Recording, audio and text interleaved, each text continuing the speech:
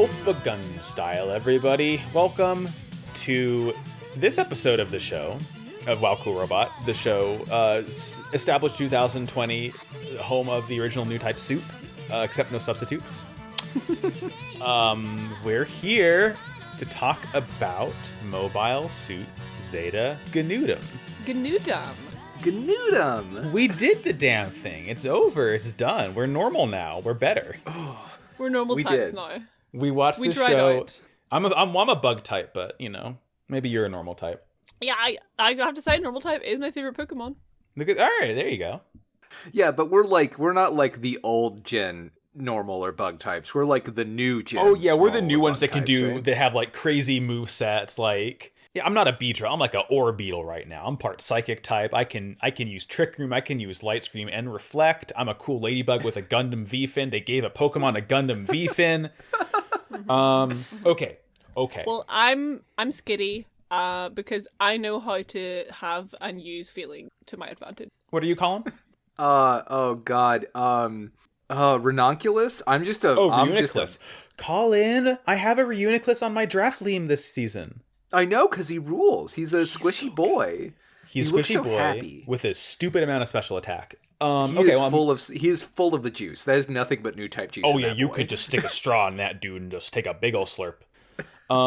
Okay. Speaking of taking a big ol' slurp, as many of you know, in the TV show Mobile Suit Zeta Gundam, there exists a couple of factions. In the fiction, we have we have Titans, which are the sort of remnants of the Earth Federation force built to destroy Zeon, which became Hitler accidentally. You hate to see it.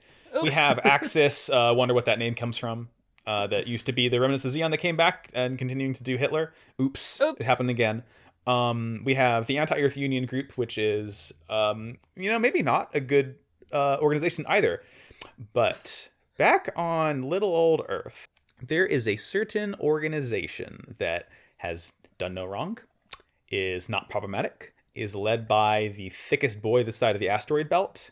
Damn! Folks, to me, it's Karaba's Italian Grill. Oppa Karaba time. Oppa Karaba's time. Yeah. We rolled up to Karaba's. We went straight down, we landed on Mount Kilimanjaro, hooked up with them, got some Italian food. Yeah, I had to stay in space to, drive the ship that is the Wow Cool Robot podcast. So I had to end up making the Aragarma. Our Garma. That's our ship. So I had to make my own. Yeah, you had to sort of do a bootleg Karaba's. I won't tell them, Sarah, don't worry. Listen, it's their fault for not opening franchises in the Atlantic archipelago that includes Ireland. Once this episode goes up, once the full sort of Zeta series of Wow Cool Robot is up, I think we're going to sort of see the Wow Cool Robot bump, and Karaba's are going to realize, oh shit, we got a big old market across the pond, don't we? Yeah, like Greg's realized they didn't have any stores in Northern Ireland, so they opened them up and became hugely successful. We're going to get Karaba's. We're going to get Karaba's. So we all got our food, we all fueled up. Sarah, I'll let you go first because you didn't have Karaba's technically, but you did make your own. I spent about 3 hours today, just, what I was going to say laborious, but it was a labor of love, making, first of all, made some Karaba's marinara meat sauce, which was quite a process. It involves, usually okay, so I'm going to be real with you guys. I love lagaga. I love lasagna. They're calling you the Garfield of Northern Ireland. Exactly. They call me the Garfield of Northern Ireland. Is my favourite dish to make, to perfect. And recently I had someone close to me tell me that they did not like lasagna. And I was very, very, very hurt and offended. No one on this podcast.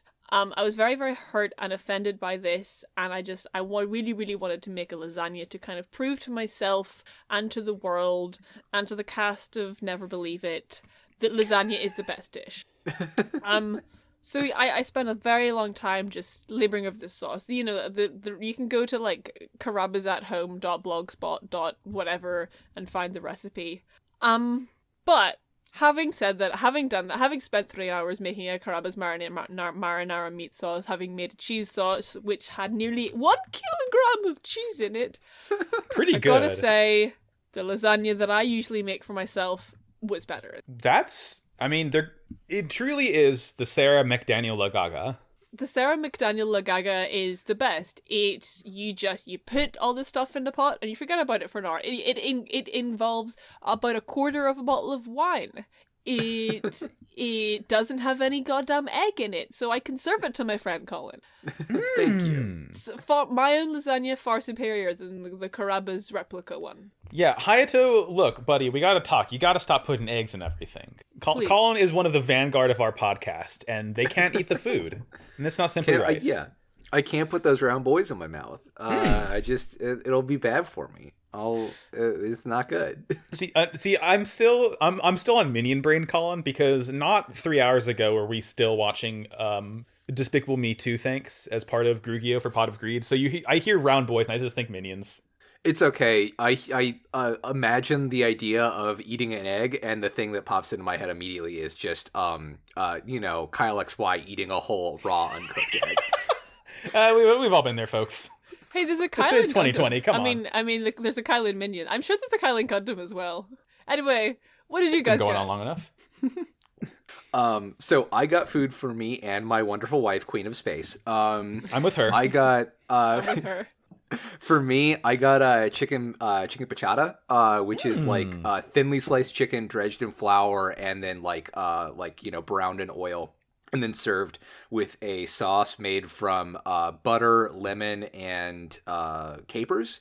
It's really, really good. It's one of my favorite Italian dishes or I guess it's one of my favorite dishes that Carrabba's has. I don't know if I would call Carrabba's Italian food, but they're trying. They're defending the earth from the Federation and the Titans and what have you.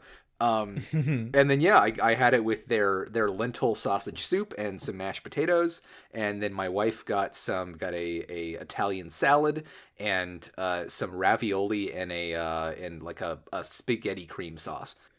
I mean, look, this is not a joke. Anytime I hear cream sauce, I just smile serenely because I love cream sauce so much. It's not a joke. It's not a joke. Sarah, I hear you snorting.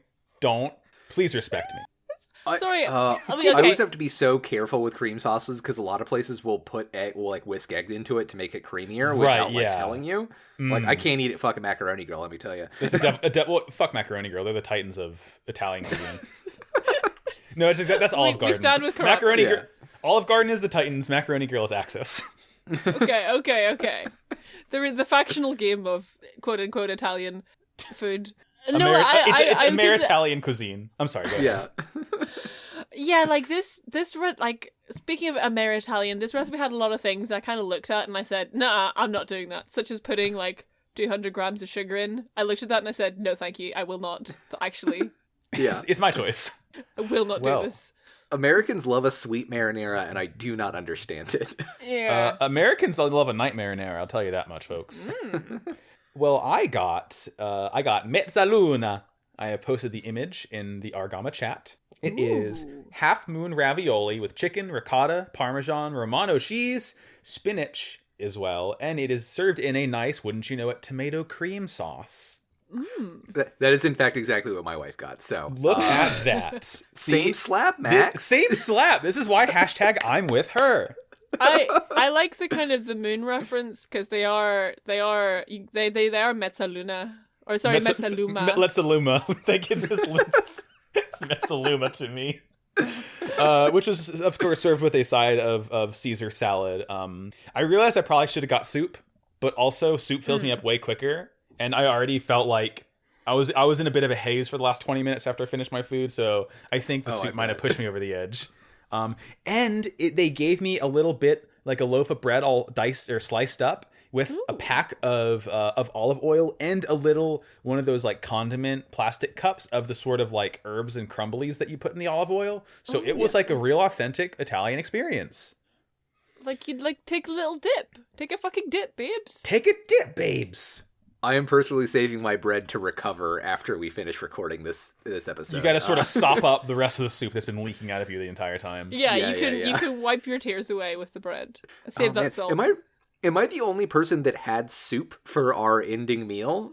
I mean, I had soup for dinner last night, so. Okay, all right, yeah. It's been 24 hours. It's fine. It counts.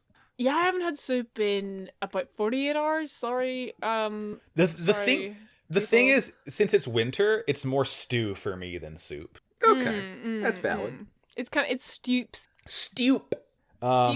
Stoop. Okay. Well, thank you everyone for going on this nice culinary journey with us. I hope that at some point in some future Gundam series, there will be another faction name or what have you that sounds like a restaurant that I could eat food at as part of a finale for. Time can only tell. Yeah, listen, listeners, we were tempted to eat the whole thing on mic while saying the things, but we did in fact prioritize your listening pleasure. You will be glad to. I think if the listeners could have gotten through our penultimate recap episode when we enter the soup, they can handle us eating on air, but I still don't want to put people through that. Okay, yeah fair. Well, on the docket, we have 4 segments for the show today. Number 1 is what we just talked about. We just talked about yummy Ameritalian food. Thank you, Karaba's official sponsor of the show. Please give me money. Second in our docket is, I think, just a overarching Zeta discussion. After that, we'll do our robot rankings, because that's more important than the actual show, as we all know. And finally, we'll close things out with our wonderful listener submitted questions. So, all right, it is actually, hold on. We're going to wait a minute to start this, because it's currently 4:19 p.m. And I think it only makes sense to start the Zeta discussion, and I will be filibustering this for as long as I need to until I see my clock hit 4:20 p.m. Because as we all know, it's important to sort of start things off on the right foot. Times there can be certain auspicious times with which to start things at, and you don't. It's sort of like getting on the wrong side of the bed when you wake up. You don't really want to start things off in that wrong space when you realize, oh, I could have done this a little bit differently and it would have gone a lot better. We really started this at the bottom of the minute. We started at the bottom of the minute, and I'm feeling fine. I'm continuing the talk. 9, I'm just continuing. I'm continuing 7, to look at this 6, picture of my beautiful 5, Metsaluna and Colin's 4, chicken with 3, capers. 2, 1, 0. Mobile Suit Zeta Gundam. Let's go. Happy How Mobile did Suit we Zeta like it? Gundam. Wait a minute. How did we like it, folks? I mean, y'all know that I like it. Yeah. Known liker of Zeta Gundam, host of Zeta Gundam, Colin. Zeta Gundam, yeah. They're calling them Colin Zeta. They're calling Pagetish. them. Known cosplayer of Quattro Vagina, Colin at Pagetish.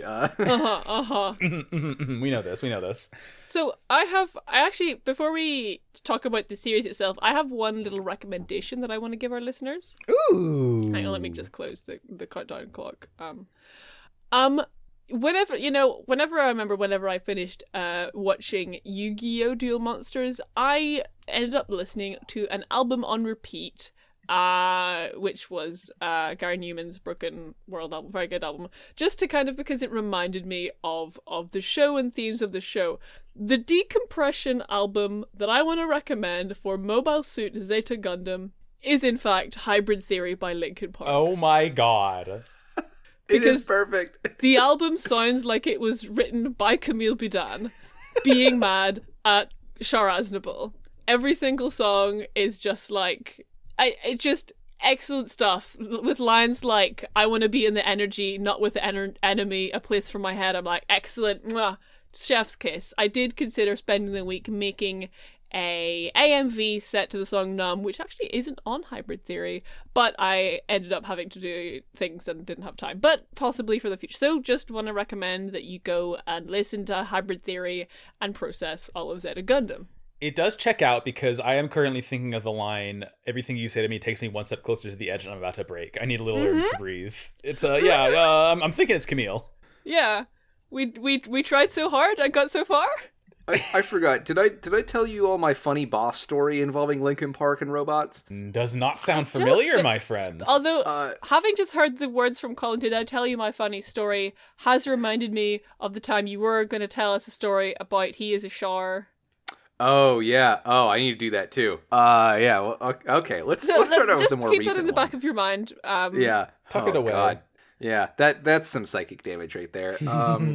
So very recently, we were kind of like wrapping up some of our work at work, and we were doing just kind of like a check-in, and our boss had asked us like, hey, like, what's something that everybody did like since the election to kind of like unwind and relax and that kind of thing. And my good friend and coworker Carl who's also very into Gunpla, was like, "Oh yeah, I'd gotten this model kit a while ago, and I spent like 3 days straight working on it, and that's because he wasn't able to do any of his kind of like hobbies because we were so busy." And immediately another one of our coworkers like, "Oh, can we see it?"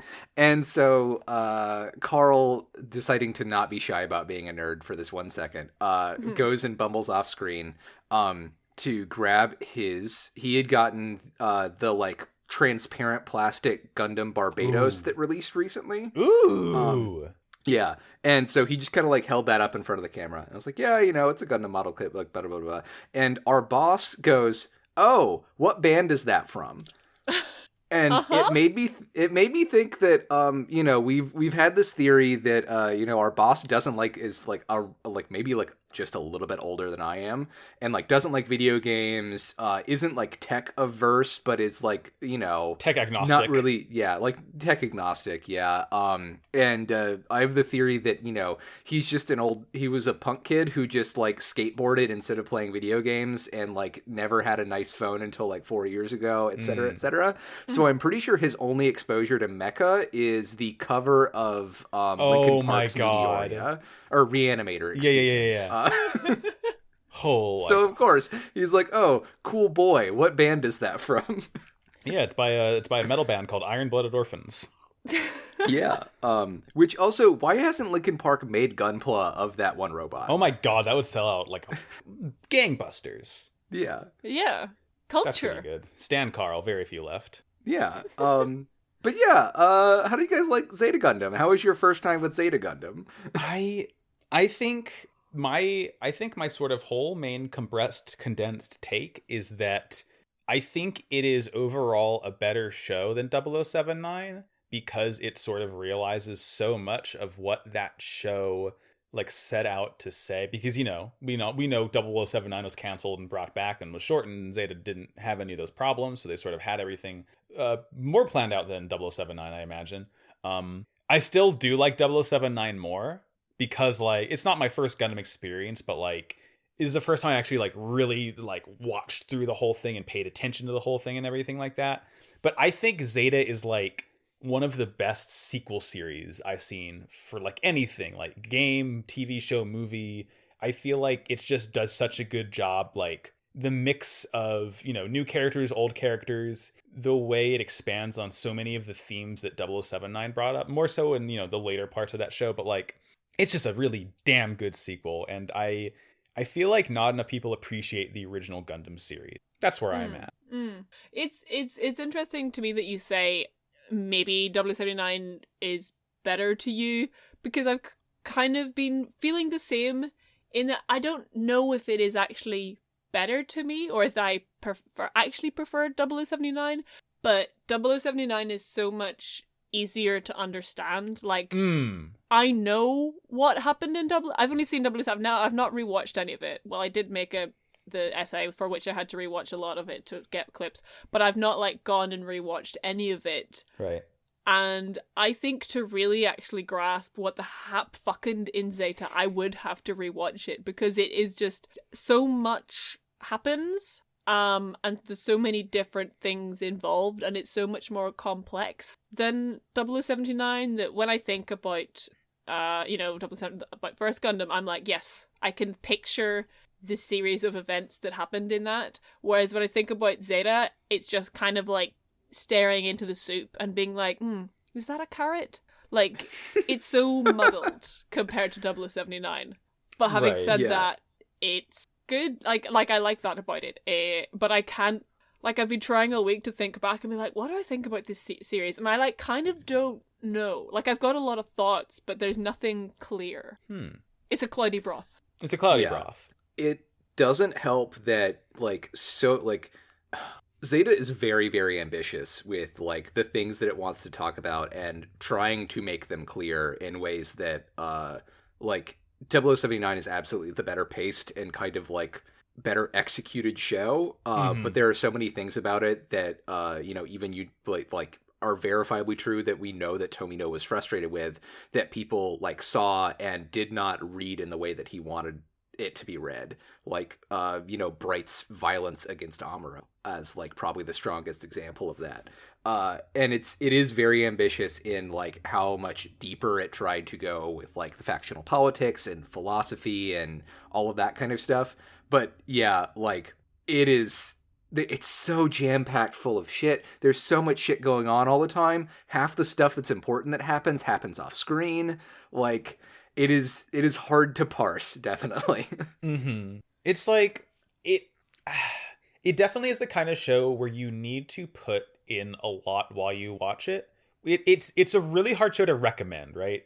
Because even I think for Gundam fans, it's like there are definitely series like, a lot of the more modern ones, I feel like you can just watch, right? You don't need to like really pay attention and take in things because a lot more cohesive, again, that's like different writers, different directors, more modern. I feel like you can be easier to pay attention to just in general because it's like you're not, you don't have a thought in the back of your mind. This is something that's really, really old. But I feel like Zeta, it almost feels like it's demanding a lot from the viewer in that regard. And I don't think that's a bad thing. I just think that makes it a little bit harder to recommend. But I also think that you get as much out of it as you really put into it. And as like, I've loved the analysis we do about it because it like, I don't usually think of shows that critically. I mean, obviously I don't think of shows as critically when I watch them on my own as I do for podcasts. But, thinking over to Yu-Gi-Oh, we analyze that critically a little bit when there is stuff there. But for Gundam, I feel like any little thing you can really, pour into and try and figure out what's going on. What did Tomino mean by this? And that's something I really, really like and appreciate about Zeta is that it's like a show that you kind of have to like put effort in to watch. Not that I'd want to do that a lot. Like, not that I want every Gundam to be like that. I hope it's not. I mean, that's why I'm glad Double Zeta is like, that shit won't start until halfway in, presumably. So I can have a little bit of a break. But like, I just think it's really cool that it's a show, one of the best examples of a show that demands a lot from the watcher. Yeah, I'm just again like just staring into space, lost in the soup. Like, yeah, right. Oh man, dude. I mean, yeah, like it's a very intense, like a very dense show. Like I have MetaWatch going on right now. I would not be doing MetaWatch if MetaWatch was like an equally like intellectually like condensed show as Zeta was. My brain would turn into a raisin. Wait till you get to MetaWatch Gamma. Metagamma watch. The MetaWatch that's all about like the material economics of the Metabots industry and following a group of terrorists trying to free the third world from Metabots corporations. Oh yeah, can't wait for that. Metal B, you have to go protect the lithium mines. God. Yeah, like fucking like. Yeah, because there was that one week when we just like didn't record because we were simply not feeling physically capable of watching 3 episodes of the show and discussing them. Like, we just could not. Where like that week I probably could have done Yu-Gi-Oh easily, but like the concept of watching Zeta, I was like, nah, it's too much for me to handle. Can't do it. Well, I mean, it's even down to the way that this show ends. Like, oh my god, yeah. Fucking any other show, like, even if you had that tragic ending, we would get like 10, maybe even 15 minutes of like full denouement of like seeing where everybody ended up, seeing how things played out. And this is like, no, like we see like Camille get his brain scrambled and then just watch Fa carry him off screen. Like, that's it. That's the show. I feel like the difference between Mobile Suit Gundam and Mobile Suit Zeta Gundam is really the difference between the lasagna I usually make and then the Carrabba's lasagna I made, in which the Carrabba's lasagna was like overly complicated, like 4 different types of cheese, the vegetables in it, you had to do it in like 3 steps, and just there was so much going on here. And then in the end, you're eating it, and it's just like a really heavy lump, and you have to take a nap after. Mm-hmm.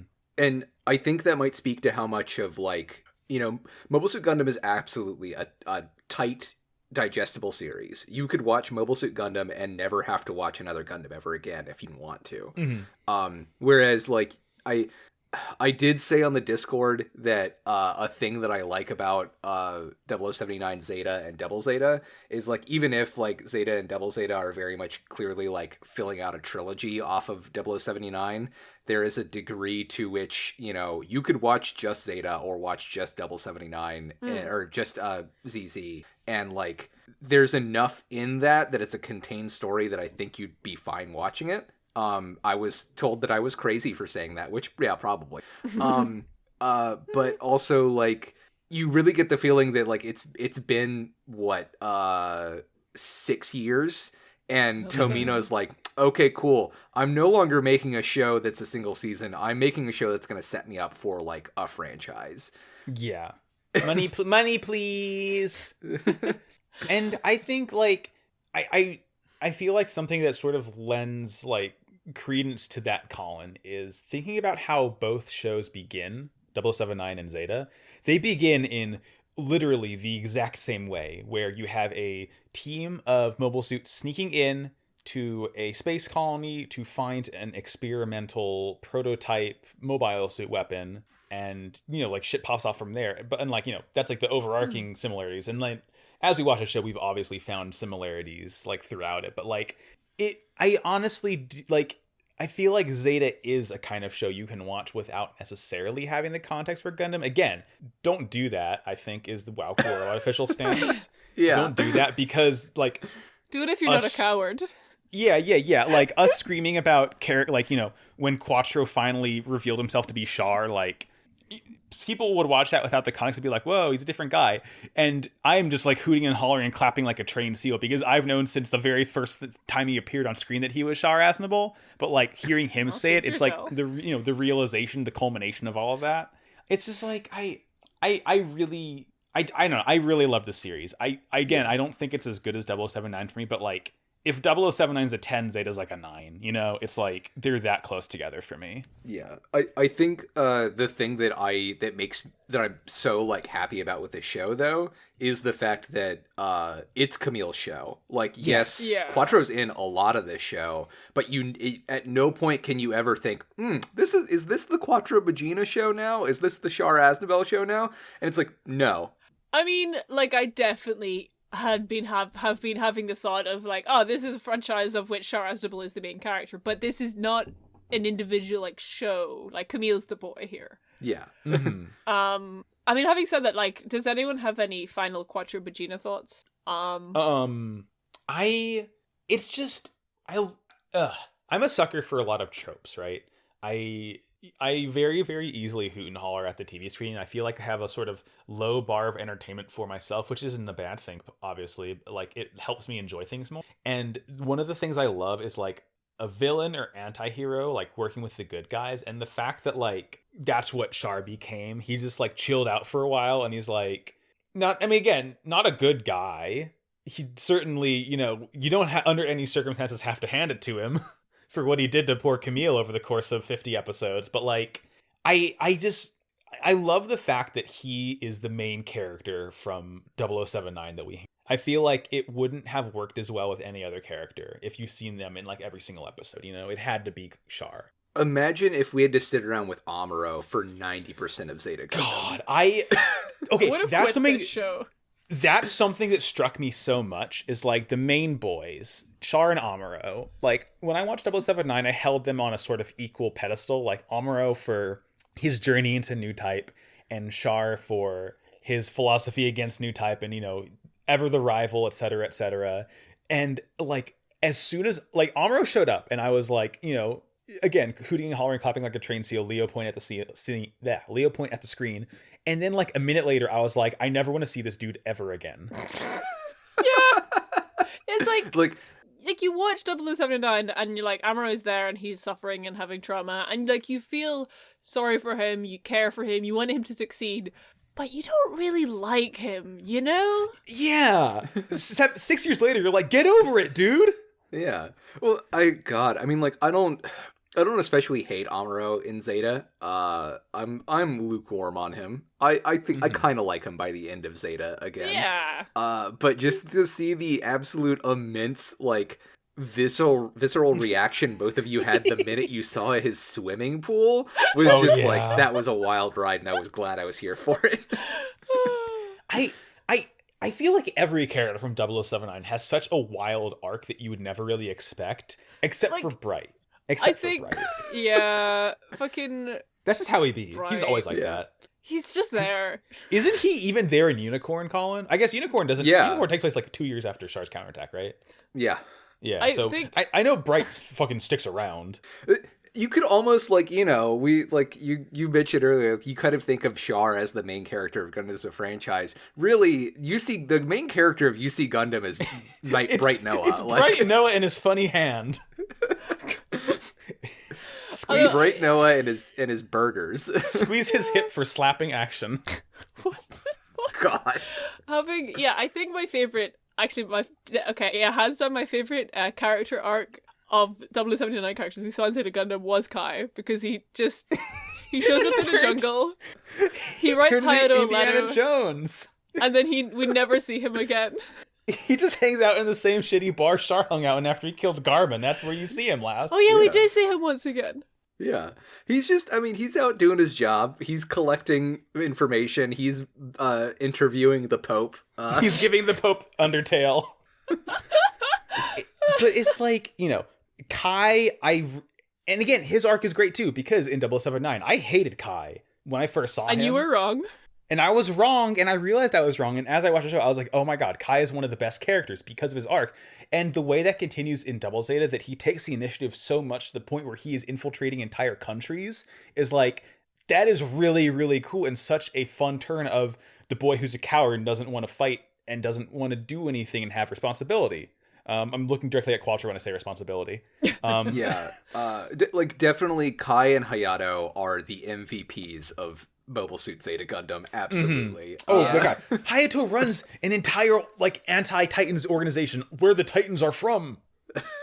Yeah. And he makes great Italian American food. And he has a cool big plane. A lot of greebling on that cool plane. Actually, that's not his. He stole that. They stole that from Jabro, didn't they? Well, it's his now.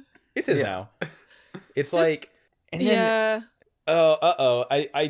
folks, I'm driving the car that we're in right now. I'm looking up ahead, and I'm looking, there's a road sign, and the road sign just says women on it. Yeah, we are going to have to take the girl route sooner or later. I'm like, what other characters have arcs? Oh, Mirai and Frau became mothers. Before we turn down the road, Mark... Before we turn onto Girl Boulevard. Do you think that Mobile Suit Zeta Gundam made effective use of girls? No! And would we just kind of slap the big no button? Before we do that, do you think, genuine question, do you think that the show would have been that different if Quattro Bagina / Char Aznable had simply not been there? Yes, I don't think you can remove... if you put a different character, like if you put an original character in there to fill the role that Quattro Bagina does, then you could still technically get to the end where fucking Camille does his bullshit and whatever. But without that person being able to reveal that they're Char Aznable, I think like kind of the last half of that show falls apart with everything except Camille and 4. Yeah. Because you need Char to deal with Haman. You know, you need Char and all of his Zabi crimes from 0079 coming up against Space Hillary and like the clashing of ideology there. You need Char to sort of be that figure Camille chases after and idolizes over and like tries to surpass because he's a baby who doesn't want and can't handle responsibility. I feel like you need it to be Char. You need it to be this everything Char's done from like all of the glory he's gained in 0079 to how he just is so content with like sitting back and doing nothing, and you need that all of that to sort of clash with Camille for like so much of the show to happen. Because I've been like, go for it. Yeah, I've been thinking about this all week, and I've sort of not really come to a conclusion, because part of me is like, what the fuck did Char do in Zeta? Apart, like, until the point at which they convinced him to go to Dakar and give a big speech. So I guess my question, I guess my question is, like, what the fuck did Quattro Bajuna do during Zeta Gundam? He's kind of the consummate professional soldier and like squad leader that they have. Yep. And he's the person that starts training Camille. He's the until Bright shows up, I mean, what, it's Henkin and Abraham Lincoln? Like, there's nothing about They're just them guys. that really... Yeah, there's nothing about them that, like, you look at them and you feel like that this is a competently, like, confidently led, like, organization or, like, ship or team. Like, Quattro being the cool person that he is what, like, makes it instantly believable that AU, this tiny little terrorist cell organization, can actually take on the entire Federation. Yeah. And I guess the conclusion I've come to is that, you know, you obviously you need Char, and you need someone to be there in Quattro's role, but it also, the show is shaped around the fact that Quattro Bajuna is Char. Yeah. The show's key is in the shape of Char Aznable, and you can't turn the engine without it. Yeah. I mean, because that's such a huge part about Camille's arc, too, of, like, seeing Camille, like, get confidence and, like, really, like, become the person that he is at the middle of that series is challenging Quattro and, like, telling Quattro that he needs to stop fucking around and, like, admit that he's Char Aznable. Yeah. Like, that's such a key part to, like, both of their arcs together. That I don't know if you could remove that and I'm sure you could find a plot point that would make it work, but I don't know if Zeta would be as good for it. Mm-hmm. And I think that's what makes Quattro such an interesting character, is because, like, he just kind of exists and it drives the whole show. Yeah. Okay, I'm going to double down on my analogy. He is like a key to an engine, because you could start the car without him. You could hotwire it. Don't do that, though. It's bad for the car, bad for the engine. No one wants to do that. You need that key. Yeah. And that does it also, like, the way that you say, like, you know, Quattro existing is what makes the show work, because that's all Quattro does. Quattro is just existing. He's not doing simply anything. vibes. He is simply vibing. He's just working out. Yeah. He's working out and carrying the whole show on his strong shredded arms. I'm just such a sucker for like damaged soldiers who are, like, trying to run away from their past and are just, like, trying to figure out what their responsibilities are. Like, I just love that character arc so much, and then you give him a blonde mullet and big sunglasses and a cool red, like, sleeveless high-collared tank top. Like, baby. That's character design, folks. This is peak character performance. This is PCP. Speaking of peak character performance, oh boy, let's go down the road. Yeah, let's go to Problematique Town, to the corner of gender and girls. Take a trip down Female Boulevard. Yeah, not to speak about not girls, to start out the girls segment, but it feels extremely significant to me that Camille is girl name. That seems like it is pivotal to what the show thinks it's trying to say about girls, possibly. It does feel like that it's trying to be what's the word?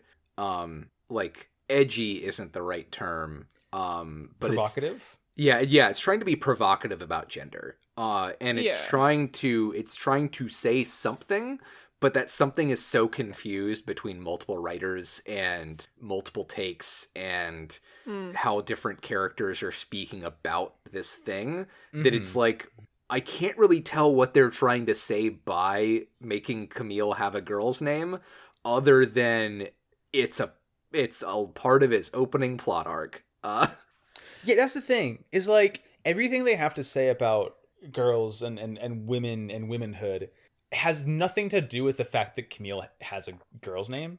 Like, it really does, Colin, just feel like it's a thing to be like, wow, isn't that crazy that he has a girl's name, but he's a boy? Like, it really does feel like the writers just trying to be provocative and trying to just, like, you Billy Ray Cyrus, much to think about without having anything to actually think about. Well, oh man, I feel like there is a read that you can do of it. But you have to, like, we as the reader have to do all the heavy lifting for it, because I feel like you could say that, like, you know, Camille having what people call a girl's name and him struggling with that and struggling with society, and part of like his arc being able to accept his name as his name and not having any kind of value, like gender-based value to it. It's just his name. Like fits with a lot of stuff of like, you know, the way that Emma's relationships kind of work, and the way that a lot of like this show's like ideology for AU like intersects with like the Titans being explicitly fascist, and like Rekawa going around saying that there's only two genders as a villain and that kind of stuff. That like you could do a read that like they're trying to escape these big assigned societal roles for things, but I don't think the show does enough to make that something that you can really like say it's really trying to do that. It's kind of like dovetails with it in some ways, but like they did not do the work for it. Yeah. I mean, I think like what I've been thinking about it in context of is comparing Camille's new type, you know, the way he does new type compared to the way Amuro does new type. You know, because in 0079, Amuro does new type to physically predict his opponent's attacks and be able to be better at sword than them. Whereas Camille's use of his fucking magic brain is to emotionally connect with people. And like, it feels like the sort of very 1980s-esque energy of someone be like, well, oh, it's just like a really feminine way to like express your new type ability. It's to emotionally connect with people. And I just think Camille's really in touch with his feminine side. And like, it does, like, it kind of feels like the show is sort of going there, especially when we end up with the fact that Camille is literally in the soup with the girls at the end of the show and uses them to defeat fascism. These girls kill fascism, booty shorts. Yeah. So like, or like the fact that like one of the things that's supposed to clearly endear us with Sirocco, even though he's mysterious and clearly a villain, is the fact that he says that, like the future is female, like the next leader of the universe will be female. Like it's very clearly that like they are trying to make a play at that, and maybe they have a meaning beyond it, but really it's just like, it is more woman war criminals. Like that's all it is. It's so funny how that lined up to like modern liberalism in like this stupid pinpoint way that it's just like Paphos accidentally says a Joe Biden quote. God. Well, I mean, like that's like ultimately my problem with Char is like Char isn't. I don't think that you can say Char is a communist, or I don't even think you can really say that like Char is a socialist. I think you can say that Char is a neoliberal. Like Char is like a very progressive, socially conscious person who likes democracy, but also like, you know, probably still believes in like market values and like that kind of shit, and like believes in the progressive march of time towards a better future, that as long as we sit around long enough, good things will happen kind of person. So yeah, I don't think it should be all that surprising that this is kind of where this show goes with that. But also I think there's enough that we as the reader can say that the show also thinks that that's bad, or that you can read that as being bad, because everybody does die at the end of the show. Yeah. Yeah. Yeah. Simply no good. Yeah, I guess like just my final thoughts about girls in this show. I mean, not even my final. Like, I'll be thinking about shitty ways girls were treated in the show for the rest of my life. You'll be waking up in like 3 years from now, just like waking up, Rekualand. Yeah. Like, somebody will reset your Wi-Fi and you won't be able to not imagine Sarah. I know. Yeah, literally. I'll wake up and I'll look at myself in the mirror and I'll see I have Rekua's haircut again, and I'll like punch the mirror and it'll shatter over my eye dramatically. No, Sarah, do you want to tell everybody the very cursed thing you said to me the other day? I want to know. I said it on Twitter, where I said in the alternate universe where me and Colin are cis, we're cosplaying Rekua and Shiroko. Oh, I have to go. Sorry. That's how you know this isn't the Dark Universe, because we find the actual Dark Universe.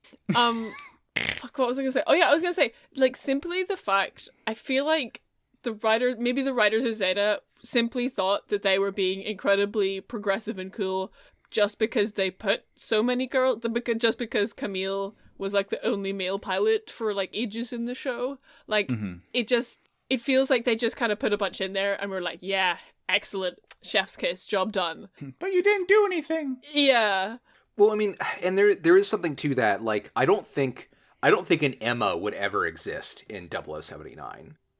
Or no, a Sarah certainly wouldn't exist in 0079. And those are some of my favorite characters. And I think that on the whole, even with some of the fraught bullshit that's around them, like especially with Henkin, I'll take or leave the Sirocco stuff. He's a Dracula. I'm kind of, I don't like to see it, but at least like, I'm kind of okay with it being there, even if I wish Sarah had like a different ending to her story or a different arc to her story.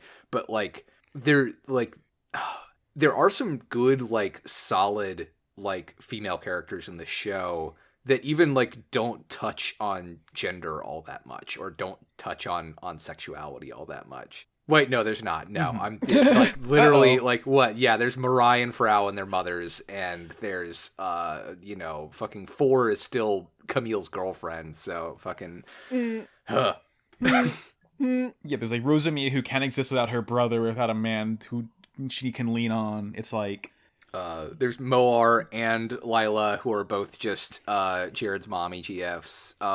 So like I have in my notes, I've got the words Wheel of Time written down. And like I just want to give a very brief summary of the way, because these two franchises, to me, like I've been thinking about them in conjunction because they feel like they come out of the same, the same bowl of respecting women juice. And it's this bowl of respecting women juice that's been sitting open since the 1980s, and at this point it's fucking rancid. Right. But basically, like, Wheel of Time was not like marketed, but like described for years as like, oh, it's this amazing fantasy series. Oh, you never believe this. The writer has like created this world in which like men and women are equal. It's like amazing.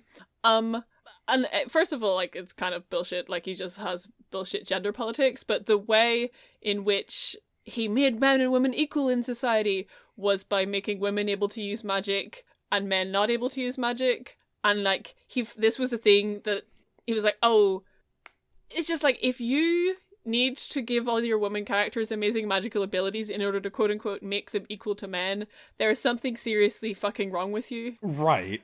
Yeah. It's like, it's not actually making the society equal, it's giving your women characters a leg up to be equal in an unequal society kind of thing. Yeah. And it just like, it doesn't make sense. Yeah. And it just, but like at the time, because this was written in the 90s, and like loads of the like review, because like I read a lot of reviews for my thesis years and years ago, like so many of the reviews hail this series as being like, oh, the next best thing for gender politics to exist. And I don't fucking know, maybe in the 90s it was good, maybe it did. Yeah, I was gonna say, help. is their favorite franchise Harry Potter? Well, I mean, it's like the whole autism conversation around Camille, and because like this is, oh my god, I forgot all about that. like in like the I didn't like, get it. Ha! Yeah. One of my first like memories of like actual like well-written Gundam discourse was people talking about like being a new type as like a reading of being like neurodivergent or being on the autism spectrum and stuff like that. And like, yeah, like I could see why somebody in the year 2005 would write that and like look at this depiction of Amuro and Camille, who like, are just awkward boys who are kind of like can't read the room sometimes and have psychic powers as like autistic characters, because there are no other autistic characters that you can fucking reach for. Right. And it's good that we have better representation now, but like, yeah, I could see how somebody could read Wheel of Time in the year 1991 and go, wow, cool female character. Yeah, and it's just like, I feel like the same goes for Zeta. Like it feels like people would have been like, oh my god, this is an amazing anime series full of like so many like women who are piloting robots and they're doing great things, and like they are, but then you look at the series and you kind of actually look at it overall and the way that it literally burns up girls to progress. Yeah. Emma's probably the best example of that, because Emma's always treated as a competent pilot and a competent commander, and an important part of the plot, but she never drives the plot ever. She's never like, No. other than like maybe at the beginning of her arc, she never really has any agency in the story. And, you know, her whole like character just kind of goes to be about how this guy's in love with her and she doesn't want to reciprocate it. And then they die and give her a bunch of juice, and then she gives the juice to Camille, and that's it. Yeah, it's... Oh, you know what? I've realized there is one girl in Zeta that's completely, wholly unproblematic. Uh-huh. It's Haman Karn. Ah! Yeah! I mean, I mean that half joking, half like the writers never actually do have the chance to say anything weirdly shitty about her. Again, I haven't seen Double Zeta. Hope they don't do that to her, but she's a woman in the Gundam series, so who could possibly say? God, like Haman in Double Zeta is disappointing. Like in that she never becomes the villain you expect her to be, of the villain that is like, as the one villain that rolls out of Zeta. You know, you would expect her to be a lot more powerful, and like who the big bad of Double Zeta ends up being a different person, and I really like that person as a villain. But like Haman is kind of underwhelming in Zeta, and but also underwhelming because they do kind of lean into her as being this like this Hillary type of this, you know, person who is like, well, I'm the de facto secret puppet master of Neo Zeon because I have Minerva, and I'm a great super psychic. So clearly I'm just going to win, and I don't ever have to think about it. So I'm just going to win. And that's like, that's kind of Haman Karn, and like it's great in Zeta, and it's fine in Devil Zeta. I still like Haman Karn, and Haman Karn is just... She is just a great villain. Like, there isn't any... Yeah, I mean, she fucking, like, throws a nerve gas earring on the ground to try and kill the Emperor of the Titans or whatever. Pocket sand. Yeah. It's like, I will take that gladly, because I would rather Haman sort of fizzle out and be just okay than have the writers, like, straight up be outright shitty to her and use her to say cool transphobic things like they do with Rekoa, you know? Yeah. It's like, I would rather it be sort of lame than just straight up, like, feels bad about it. That is to say, don't read Char's deleted affair. I don't know how to read, Colin. It's okay. It's deleted for a reason. Char's redacted. Yeah, it's deleted for a reason, and that reason is the fact that Haman Karn is 15 in it. Gonna slap a big ol' yikes on that one. Yeah, it's like, I don't know, the writers of Zeta, a lot of it like, not to excuse any of it, but it's just a bummer that so much of it boils down to it was the 80s. Yeah. Yeah. I'm just kind of throwing my hands up in the air, doing like the video games pose. Yeah, you're doing gaming. Yeah. Like, it's like, it's worth it to, like, yes, like, it is very 1985. Like, between the way that it treats women, between, you know, the ways that it just kind of provocatively throws out things in front of you, like naming Camille or having Camille say he has autism or whatever. Or, you know, like the, you know, from the kind of stuff that we've learned about it, even just recently in the fandom, like the fact that Melody Hugh Carbine was supposed to be in Tomino's mind, like a terrible, like anti-Semitic, like Zionist, like idea of Jews controlling the world, which is completely fucking excusable. That it just... I think I would... Like, I think if I watched both this and 0079, to some extent I did watch them without any knowledge of what the authorial intent behind them was, and they were a lot better without knowing any of that stuff. Like, my brain took things and read them the way that was, like, good to me. And, like, the more I find out about what writers intended to do with certain things, the more I just hate it. Yeah. I will say, because, like, you know, I haven't done super deep into a lot of the stuff.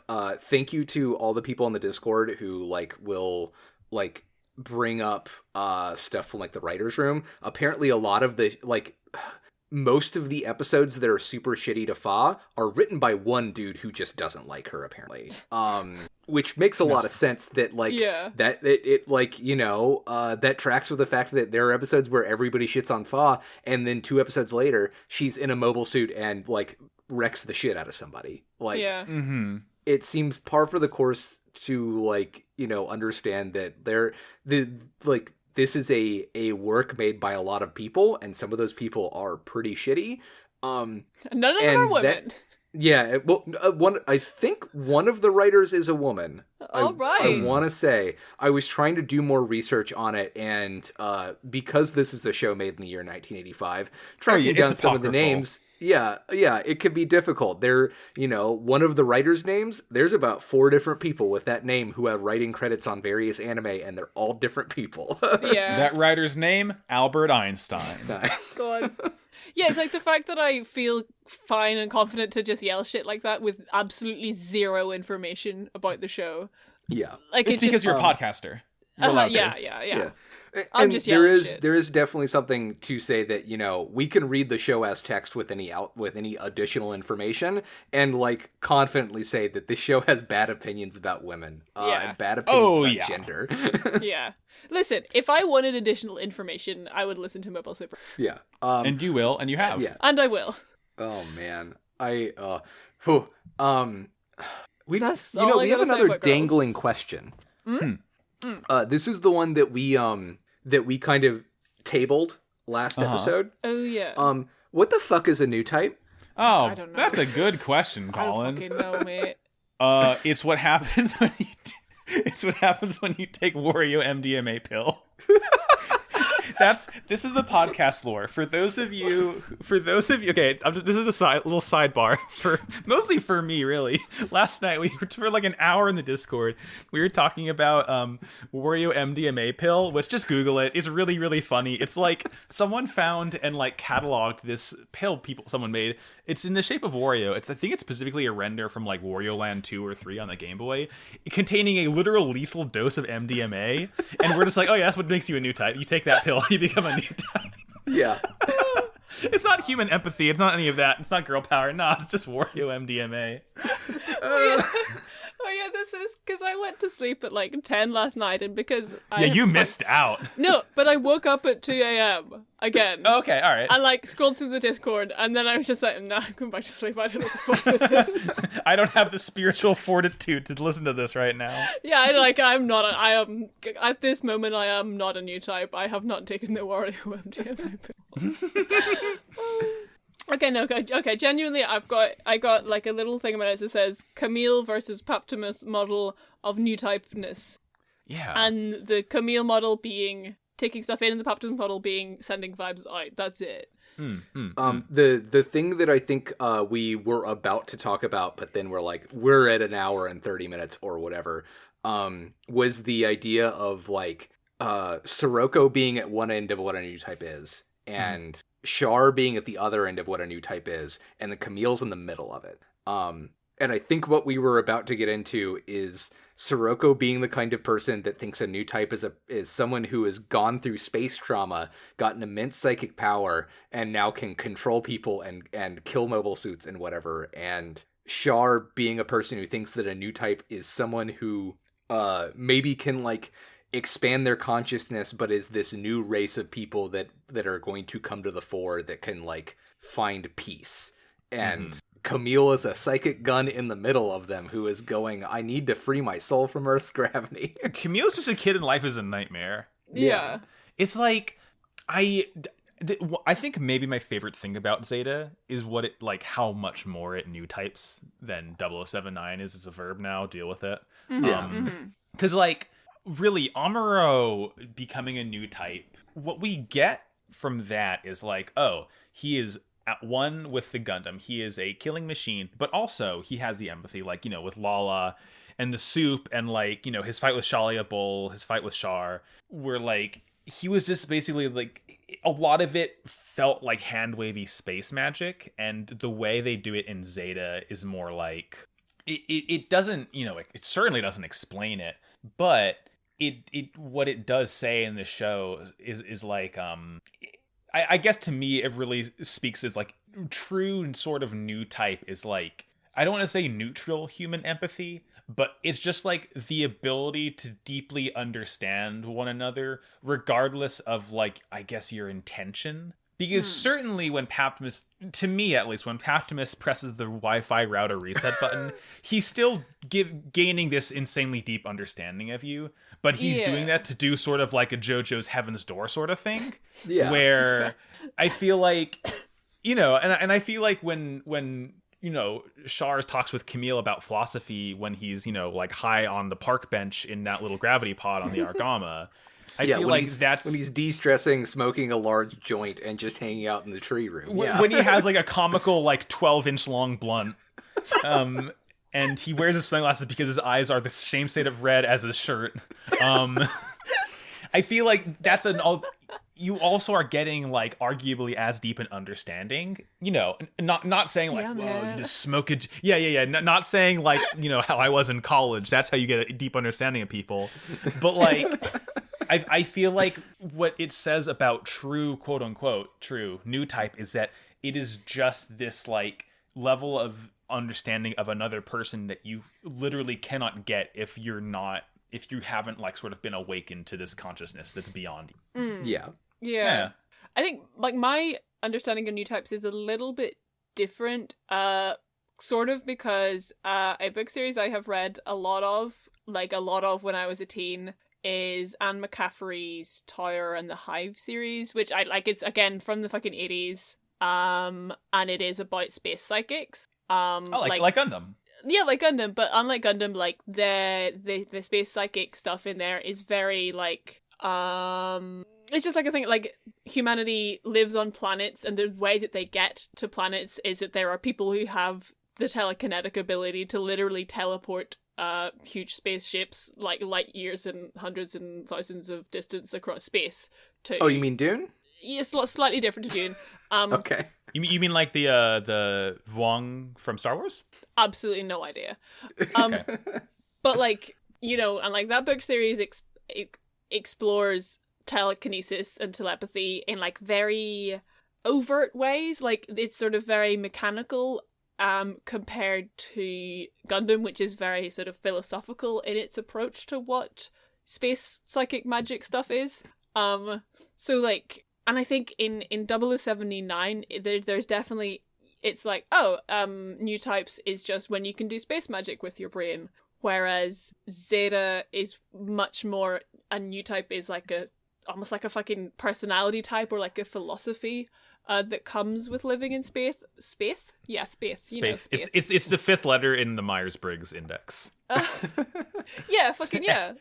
I'm an INTJN. Yeah. It's just another N. Do you have that in your personality? It's an N. It's an N or an O. New or old. Yeah. So yeah, that's it's different to just being just kind of a magic system. It's ideological. I think when you consider that this is a direct sequel to 0079, and how Zeta clarifies so many other things that are kind of put out there in 0079, I want to say I would make the belief that these are ideas that they wanted to include but had to get them started somehow. And I think because of that, if the kind of the wedding between the philosophical concepts of new types that we see in Zeta with the kind of more metaphysical psychic powers that we see in Zeta and 0079 together, the show that you should watch is Space Runaway Ideon, which is the show that Tomino made immediately after 0079, assuming that they would never return to Gundam ever again. Because it is kind of it's so surprising to go back and watch it after watching literally all of UC Gundam, because it is just you can very clearly see Tomino's ideas about new types and arc about new types just condensed into a single 52 episode show without having to make a million of them back to back. And it is both, I think, to kind of try to boil things down to either okay, well, there's this philosophical concept of new types, and then there's this weird psychic magic system of new types, in kind of the way that the show explicitly does in the text of like, you know, the people making 4 Murasames out there probably don't believe in any kind of philosophical concept in new types. They want to get effective use of girl power. Yeah, they're looking more on the Papnus end of things. Yeah. But then also like I think that's maybe like one of the things I walked away from this viewing of Zeta is I think that, like, Char believes in new types absolutely, and I think that Char can use a Saikamu system, but I don't think Char's a new type anymore. I think this is the watching of Zeta that kind of nailed it for me, that Char's an old type, and he's always going to be an old type. And I think it's the combination of those two things. It's like, you can't just have psychic powers. You can't just be woke. You can't be space woke. You have to, like, it's all of those things coming together in a natural way as your life kind of like expands out in front of you that makes you a new type. It's why 4 and Camille are new types, but Rekua and Emma and Char aren't, even if occasionally they kind of like exert those powers or like factor into things. Mm-hmm. It's like it's a sort of synthesis of both that ability and like the ideology that allows you to sort of apply that ability to, you know, whatever the fuck you do in space. Which, to be honest, has me back at it again, thinking about the way emotional connection is very much a thing in this show, and it's very much a thing that, like, Camille does constantly. Like, Camille is so down to clown with anyone, ready to emotionally connect with a random girl he finds in the street, who then turns out to be the enemy pilot of the mobile suit that just kind of invaded the town. But he's just absolutely like, oh hell yeah, I'm now in love with this girl. And that being very much kind of like his new type ability.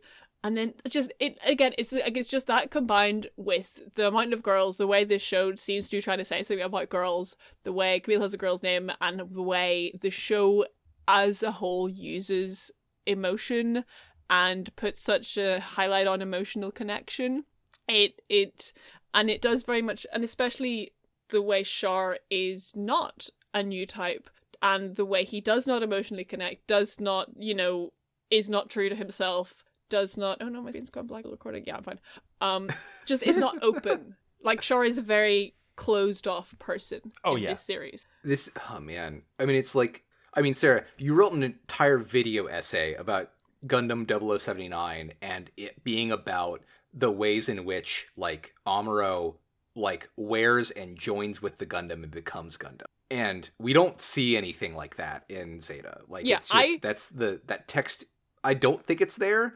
I would love to hear from you about your opinions on that, but I do want to get this idea out real quick of Zeta's thing seems to be like the Gundams are there, the mobile suits are there, but they are really just vehicles to throw these pilots at each other. And even though there was, you know, you had this like this fraught relationship between Amuro and Char in 0079, like that kind of relationship is at the forefront of Zeta. So many more characters have these kinds of relationships, and it's about the way that like pilots and soldiers and people in conflict interact with each other and how they connect or don't connect, or can't see eye to eye or need to see eye to eye, that I think is like, that's the big thrust of this. Yeah.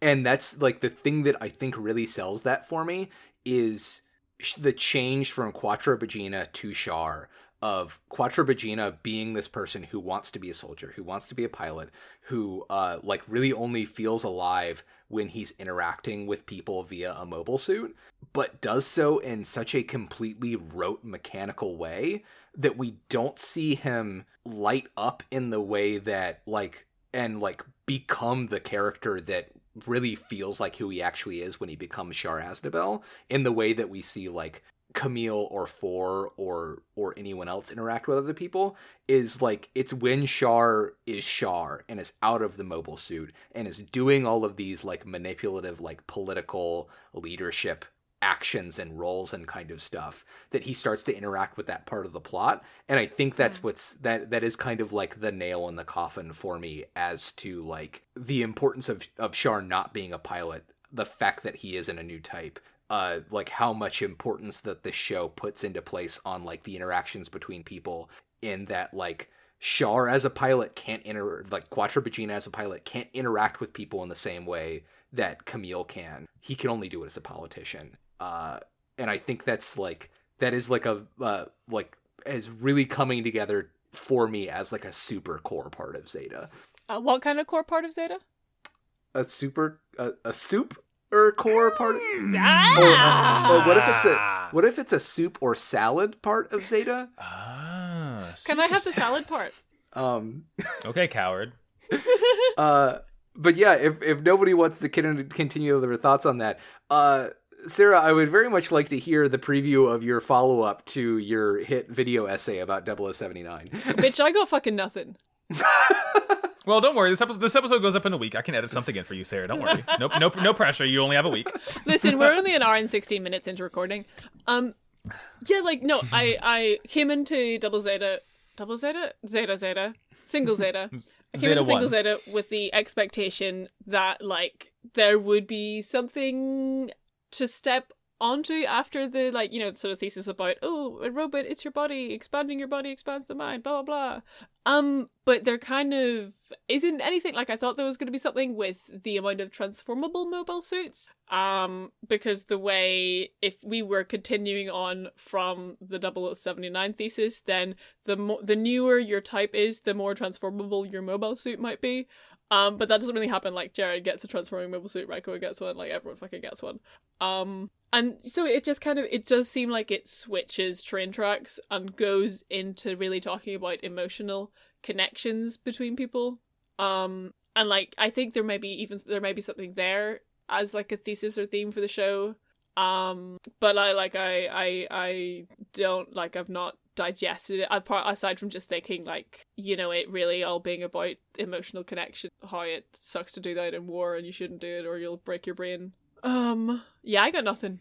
Yeah, I didn't even think about that, like the fact that, like, transformable mobile suits are so, like, present in the show and they don't really add anything to the text. It is literally just wow, cool robot. They're just very cool. Yeah, it's like, you know, I feel like a lot of that sort of came about because of maybe a, like, more overarching important design philosophy of making these things look more believable than the robots in 0079 did. I thought they were pretty believable. Well, they were, but looking at my little Big Sam keychain.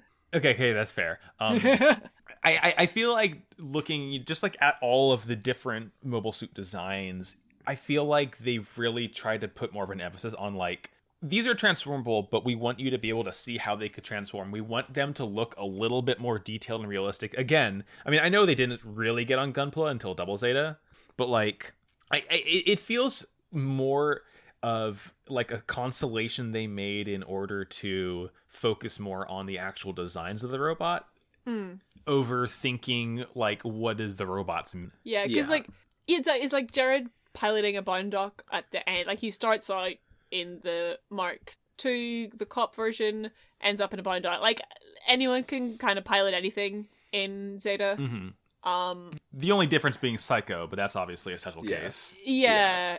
And like, I think there are definitely specific mobile suits that I think that their appearance and their design is thematically important. Like the Gundam Mark II having regular colors and cop colors, absolutely fucking it. Like the Psycho Mark I, it being like not just big Gundam, but like subtly changing the design of it to like rail home how big it is. Or like the Hyakushiki being a fucking gold Gundam.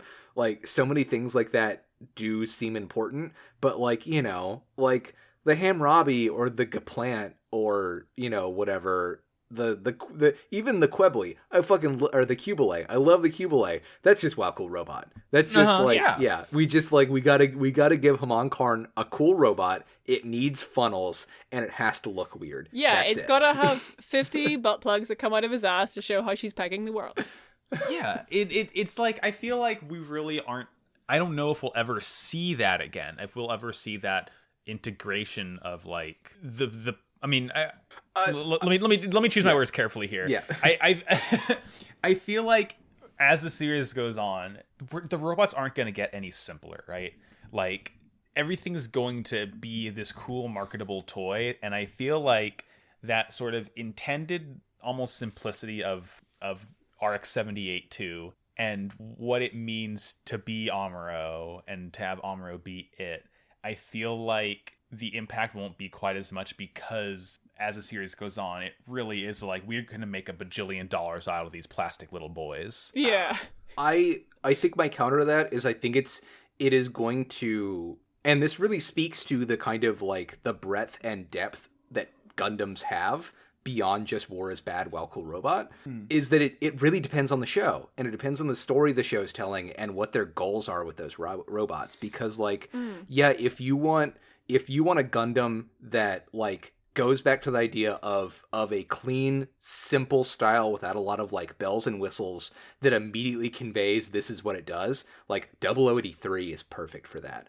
Like the big main suits in that are like, yup, that's exactly, like, this is exactly what this Gundam is. This other Gundam is exactly what this Gundam is. Like, et cetera, et cetera. And, like, you know, there are Gundams that play into the transformation and animalistic and non-human aspects that we kind of, feels like we kind of wanted in Zeta. There are Gundams that, like, you know, Gundam Age really plays into both simplifying the designs down and also making them more toyetic. Or like Gundam 00 really, really focuses on making sure that every single mobile suit like is characteristic of the pilot inside of it. That you can, like, as much as you would look at like a character design, you can look at the mobile suit they pilot and really understand who they are as a person. And I feel like that is kind of the great thing about this franchise, is even in Zeta, where it's kind of uneven, it's still like that's maybe that's one of the worst parts about Zeta, is this is the low point for like mechanical complexity theme wise in this whole show. Maybe Double Zeta kind of is the same, but I feel like every other show like goes far beyond this in like how important the mechanical design is for what's going on. And except maybe Wing. Wing sucks. Wing is just well, you know. I'm sorry to Wing. There's a literal clown robot in Wing. Interesting. Actually, okay, you know what though, Sarah? You need to watch Iron Blooded Orphans at some point, because like it has a lot to say about sort of becoming the robot. I do have okay, because this is probably a very good place to kind of segue into our robot ranking tier list. Yeah, we've been doing that at this for like about an hour, discussing Zeta. So, but before we do that, I do think the one thing that I had been thinking about, and you kind of reminded me of that, Colin, by saying the phrase "war is bad."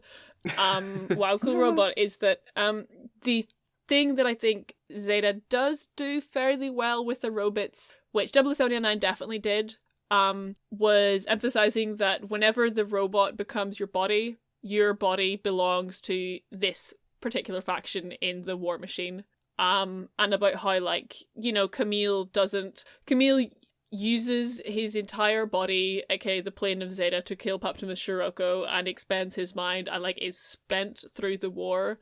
And like the same with the way it burns up girls, the way it burns the high body count, and combining that with the mobile suits, it does feel like Zeta Gundam is very good at saying, through not specifically the design of the robot, but just the way they are kind of used in the narrative, is very good at saying, like, in war, your body does not belong to you, it belongs to the institution that you serve. And definitely, like, the dialogue explicitly follows that up in the last 5 or 10 episodes too, because of how much you have Camille and Quattro and other people talking about, like, the people that are dying, like whether or not this fight is worth the people that we're gonna lose to achieve it. And like, there is never the question of, is fighting bad? The question is always, is fighting worth it? And how much fighting is bad? And like, I think the thing that we're supposed to walk away with is that the tragedy of this whole thing is, despite AU really trying to like play it clean to save as many people as possible, like, the problem that they did is that they did not train Camille to respect his own life enough amongst the lives of everybody else. And that is why we get this tragic ending, because we have made a bunch of self-sacrificing soldiers in Ayug who would gladly give up their lives, and we're left with basically, like, we have Bright and Fa at the end of the show. That's it. Yeah. Yeah. Not to, like, make light joke of it, but, like, everyone always asks Camille, what are you doing? But no one asks Camille, how are you doing? God, yeah, fuck. Literally. And yeah, because, like, you know, like, at the end of Single Zeta, I don't keep saying Double Zeta. That's because I'm thinking about it and I really want to watch it. At the end of there's Zeta 0079, so it synthesizes a double Zeta. Yeah, Single Zeta. At the end of Single Zeta, like, Ayug has the fucking big colony laser and is using the big colony, like, it's just another one of the same factions, like, it feels like. Fuck, what was it? Oh yeah, I was gonna say about, like, so the thing that the mech genre in general, like, is able to say that about the use of the body in war, but the other thing that it kind of says is that there was a line, I can't remember who said it, and it was either from Char, at Char, around Char, and it was about the role of the individual in war, or the role of the individual in changing things. Does that ring any bells with anyone? I mean, it sounds like something Char would have said, but it sounds like that whole theater scene. Yeah, like, and I can't, like, remember it exactly. I may have written it down, but I'm not going to flick through my notes now. But just, like, what the mech genre is able to kind of start delving into and saying is that, you know, a mech makes a single person incredibly physically powerful. And then, like, what happens then? But then everyone has mechs, so that we're all kind of on a level playing field again, but just in space this time. And, you know, and it kind of takes the theater of war into somewhere else. But what that started making me think of was in this extremely, extremely factional show where you have Ayug, you have the Titans, you have Axis and Krampus and stuff. It feels like the central faction that all of this revolves around is the single man of Char Aznable himself. Again, he's pivotal to the story. We can't not have him there. Yeah. And that's kind of why I think it's good that we don't know what happens to Char at the end of this, is because it kind of almost feels like when we're in that theater scene, it is Sirocco and Haman and Camille, like, making a case for why Char should commit to one of their three ideologies. Yeah. Of will you give in to the status quo and let the powers that be control things? Will you make this bid for a new power of a new people to authoritatively control the world? Or will you oppose the status quo to help out the downtrodden and the oppressed to kind of, like, take control of the world? And the fact that he fucking chumps it out and floats away into space never to be seen again. My work here is done. Yeah. Yeah. It's such a fitting way to end his arc for this. Yeah. Yeah. And it makes me, I am curious, and it would be interesting to me if we do not see anything of Char in Double. And I kind of honestly don't expect, because I feel like I would have heard rumors of the grapevine if Char had any kind of role in Double Zeta. So, but I'm just kind of interested to see if it mentions that at all, or what the hap fuckins. This is a thing. There are production things that I can tell you right now, so that you don't get your hopes up for one thing or the other if you want me to. I mean, like... But if you also just want to experience Double Zeta, you should just experience Double Zeta. Yeah, like, tell me off air if... I'll ask you off air if I want to know. Okay. Yeah. But yeah, and it's, like, it's interesting in that Char in 0079 was like, oh, the Red Comet, best pilot, hell yeah. But here... And that was, like, his individual power was just being very good at robot. But then here, you know, there's Camille to be very good at robot. There's fucking Emma to, like, he's not that much better at robot than everyone else, but his individual power comes from the institutional affiliation of the fucking, I guess, Daikun family as an institution, as a faction. Yeah. That, you know, he still wields individual power as... I don't know, I just feel like there is a thesis in Zeta and in robot anime in general about personal power, factional power. Maybe that'll be your next video. Who knows? Yeah, I do feel like my next video might be about uniforms. Please, Jesus Christ, please. I would love for that. Yeah, I've just been thinking a lot fashion, about baby. uniforms, especially when... Anyway, I'm not going to get into it. I'm just going to make the fucking video. Yeah. I have nothing else to say, really, about Cool Robots before ranking. Max, unless you want to say anything else, I can give y'all a nice palette cleanser. Yeah. Let's do a nice star wipe. What do you got for us, Colin? So, Sarah, you brought it up earlier. I had mentioned a long time ago. Oh fuck! About a story I should tell you guys, and I think I intended to tell you guys this during the episode where they get the letter from Kai of Quattro, he is a Char. But this is an embarrassing story from my senior year of high school.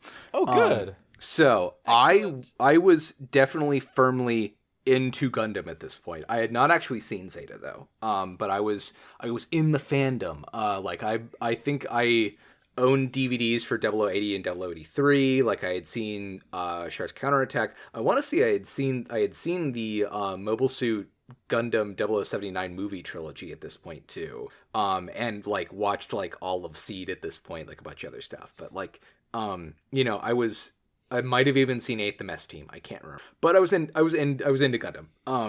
And the meme of the kind of like the screenshot of the letter that Kai hands over to Amuro was going around the internet again. And you know, being in the year 2006, 2007, it means that I had read the most of the plot of all of Gundam on Wikipedia, like most people had. And so was generally aware of it and thought it was funny and blah, blah, blah, blah. So also, I had been dating this girl. Originally, she was just a friend of mine. I had asked her out to prom because I needed a prom date and like knew her and like generally got along with her and liked her. And like, you know, she was like, yeah, sure, let's go to prom. And we decided like, hey, you know, if we're going to go to prom, let's just hang out more just to get to know each other more. And then like all things in high school, that progressed awkwardly into us dating without us ever actually saying we were dating. And it was a little back and forth and fraught because we were idiot 18-year-olds who didn't know how to talk about how we felt or what we wanted out of a relationship or whatever.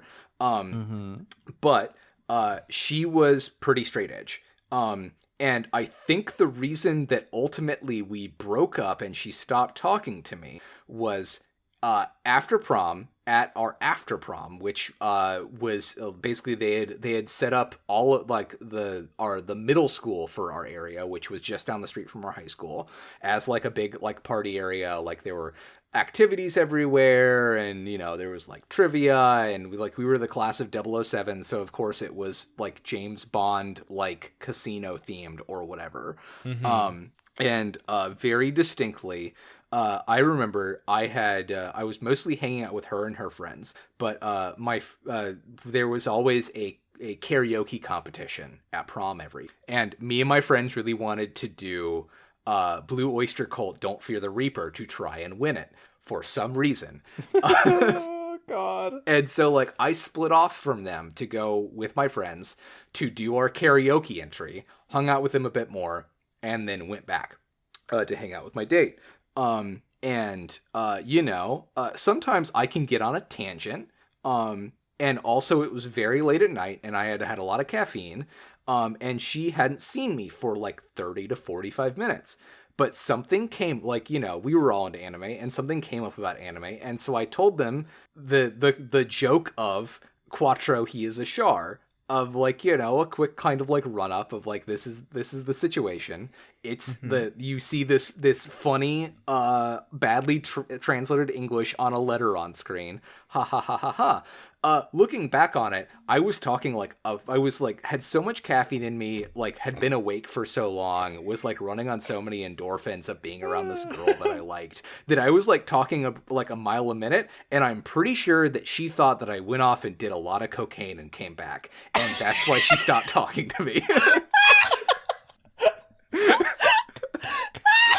Oh my god. For the record, I've never done cocaine in my entire life. Oh, Mobile Suit Gundam. Not even once. That didn't go where I don't know where I wasn't expecting it to go anywhere, but it wasn't there. Thank you, Colin. Oh, that was good. Thank you, Colin. Oh, that was nice. Yeah. What a nice palate cleanse. Let's rank some robots. Let's rank some robots. I am now sharing my screen. I am looking directly at it. We are looking at my screen. So, oh god, I am looking respectfully. I'm going to see if I can zoom in a little bit. Okay, I recognize the Bound 2 by Kanye West. Okay, all right. So, we're looking at our tier list. We're looking at all of the robots from Double Zeta. That's just a Rick Diaz. Why is that there? Get It's that from thing Double away Zeta. from me. Or from Zeta. Well, here, okay, all right. This is what we're doing, folks. You listened to this before. We're going to rank them collectively. This is our official Wow Cool Robot Zeta Gundam Mobile Suit rankings. Again, Haro's not on here because Haro is like unrankable. Yeah, we know. Haro is Haro tier. Yeah, quadruple S tier, impossible to beat. Rick Diaz, how do we feel? Fine, I guess. Just put it in D tier. I don't really care. It's solid B tier. I like it, but it's not like solid amazing. B tier. I think it's a C to me, so that averages out. Put it in C. Fine, it's like right? I don't. Yeah, it's like, in C. It's fine. I would be okay with it being C, but I might fight for other things to be underneath it harder now. Yeah, sure. Yeah. All right, and this is in order of appearance, by the way. So next up we have Gundam Mark II Titans colors, because there's a difference.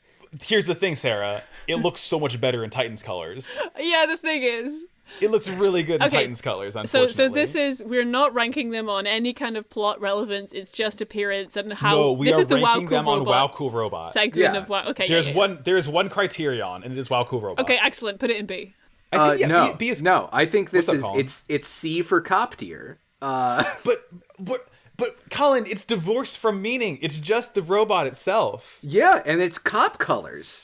Like this is beyond it being the cop Gundam. Also, if we're just looking at the robot, no, navy blue nothing. I have to drive around a fucking military town looking at like navy blue cars with Punisher stickers all over them all the time. Fuck this mobile suit. It is C tier. Okay, all right. Let's put it below Rick Diaz. All right. Okay. So are we good with that? Yeah, I'm good with it going in C tier. As long as the other version of the other color palette swap does not go above it. We'll get there.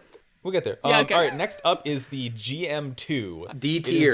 I don't know what fuck this. This thing sucks. It's just the GM, but like sprite color. Who cares? The worst part about it is it really does feel like you took the original 0079 GM and you uploaded it into RPG Maker and you just did the hue shift. Yeah, you did the hue shift because it's so green. Look at how green it is. It looks really weird. I don't care for it. Yeah, this thing sucks. Next up, the Hyzak. I hate it. Really? I hate the Hyzak so much. I like the Hyzak. I do not like it. I think it's a good evolution of Zaku that isn't too much. This is so that they're Zaku's and they've got the kind of Gundam-esque torsos. Yes. Mm-hmm. And they've got little they've got like the pokey shoulder thruster bits too. And that I think that's the part I don't like about them. They are, what do you think, like, Sarah? That is interesting to me. But I mean, it's not interesting to go above a C tier. Yeah, I think it's still in C. I want to put it in D tier, but I can take it at the bottom of C right now. Okay. Yeah? Okay, yeah. Bottom of C? All right. Yeah. Next up is the Galbaldi Beta. I hate it. It's no idea what this is. This thing sucks ass. Okay, I'll take your word for it. This is the worst mobile suit in Zeta to me. Cool. I hate its stupid head. All right, so here's the question. Gundam Mark II AU colors. Are we going to rank it... This is my proposition. We're going to rank it one rank below Titans colors. Because Titans colors look cooler, but they're still cop colors. We can't rank it high, but I think it's more interesting than the regular Gundam tricolor, even if it's a bit darkened of a tricolor. What do we think? I would rate it above, but I understand that this is a partnership, so I will accept it being beneath the cop colors. What do you think, Sarah? Do you think it should go above or below Titan's colors? I feel like I've been put in a tiebreaker position where okay, let me just kind of like do like a quick I'll close my eyes, picture them both in my mind. Goth Gundam wins. Yeah, okay, good. Goth Gundam wins. Sorry, Colin. Your day will come. It's okay, yeah. Next up, something we can all agree on. S tier. Absolute S tier. S tier. Okay. Sorry, you've been outvoted. It's, Two S's against one A. I said A tier, and then I did remember then you thought about it. There's the Gunpla version of it where it is like metallic shiny and it looks incredibly cool. So, and also Bazooka. Bazooka, Mega Bazooka. I'm pretty sure you can buy a gold-plated version of this Gunpla. Yeah, that sounds, thank you for your services to capitalism, Hyakushiki. Also, thank you for having the 100 emoji tattooed on both your shoulders. Very, very cool of you. Very fun and sexy. We're calling them emojis. Like we're from calling Japan. them emojis. Next up is the Marasai. Who? Which is the Marasais they look to be a little bit evolved from Hyzax. They have the big sort of Kabuto helmets. They're red. They look like crabs. Let me just do. This was the one that Yazan tried to throw out of an airlock, right? This is the Marasai, Sarah. Is the screen share showing the Google images I right am now? looking at it. I guess I think fine. this thing looks at least cooler than a Hyzac, right? There's nothing here that sparks, like, I don't hate it, but it just doesn't spark joy to me. Not like if I'm thinking cool robot, this is not going to be what I'm thinking of. I'm putting it in D tier in my mind. I don't have a super big opinion about what rank to put it in. I will say it's my favorite of the grunt suits. So I kind of want to put it in C or B. Let's put it in B for now because nothing's been in B yet. Yeah, and we'll move it around. We'll move it around. Yeah. All right. So B. I Nemo. don't know what that is. Do we care about the Nemo? The Nemo is the AU version of the GM, basically. I like it slightly more than the Hyzac, but I could take it below the Hyzac. No, I could even take it as the top of D tier. It's about equal to the Hyzac to me. Yeah. Let's put it. I'd say above top of Hyzac. D tier. Top of D tier. Because we've got so much in C tier already. We need some shit robots. Okay, yeah. Top of D tier. Okay, here we go. Now we're getting to the fun stuff. The Masala, which is the purple Starscream-looking thing that we first saw Optimus fly when Char tried to hit it with a Mega Bazooka and it missed. It was large and chunky. And yeah, it was very cool. Here, I'll show you the full. I do now that I'm thinking about this dude.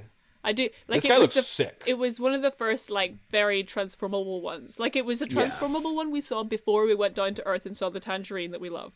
He does have the most wicked high heels in the world. Oh, this thing has crazy like oh my god, it's like a 10-foot high heel. This is. I like it. Yeah. Let's look at the transformed version too. Yes. Yeah.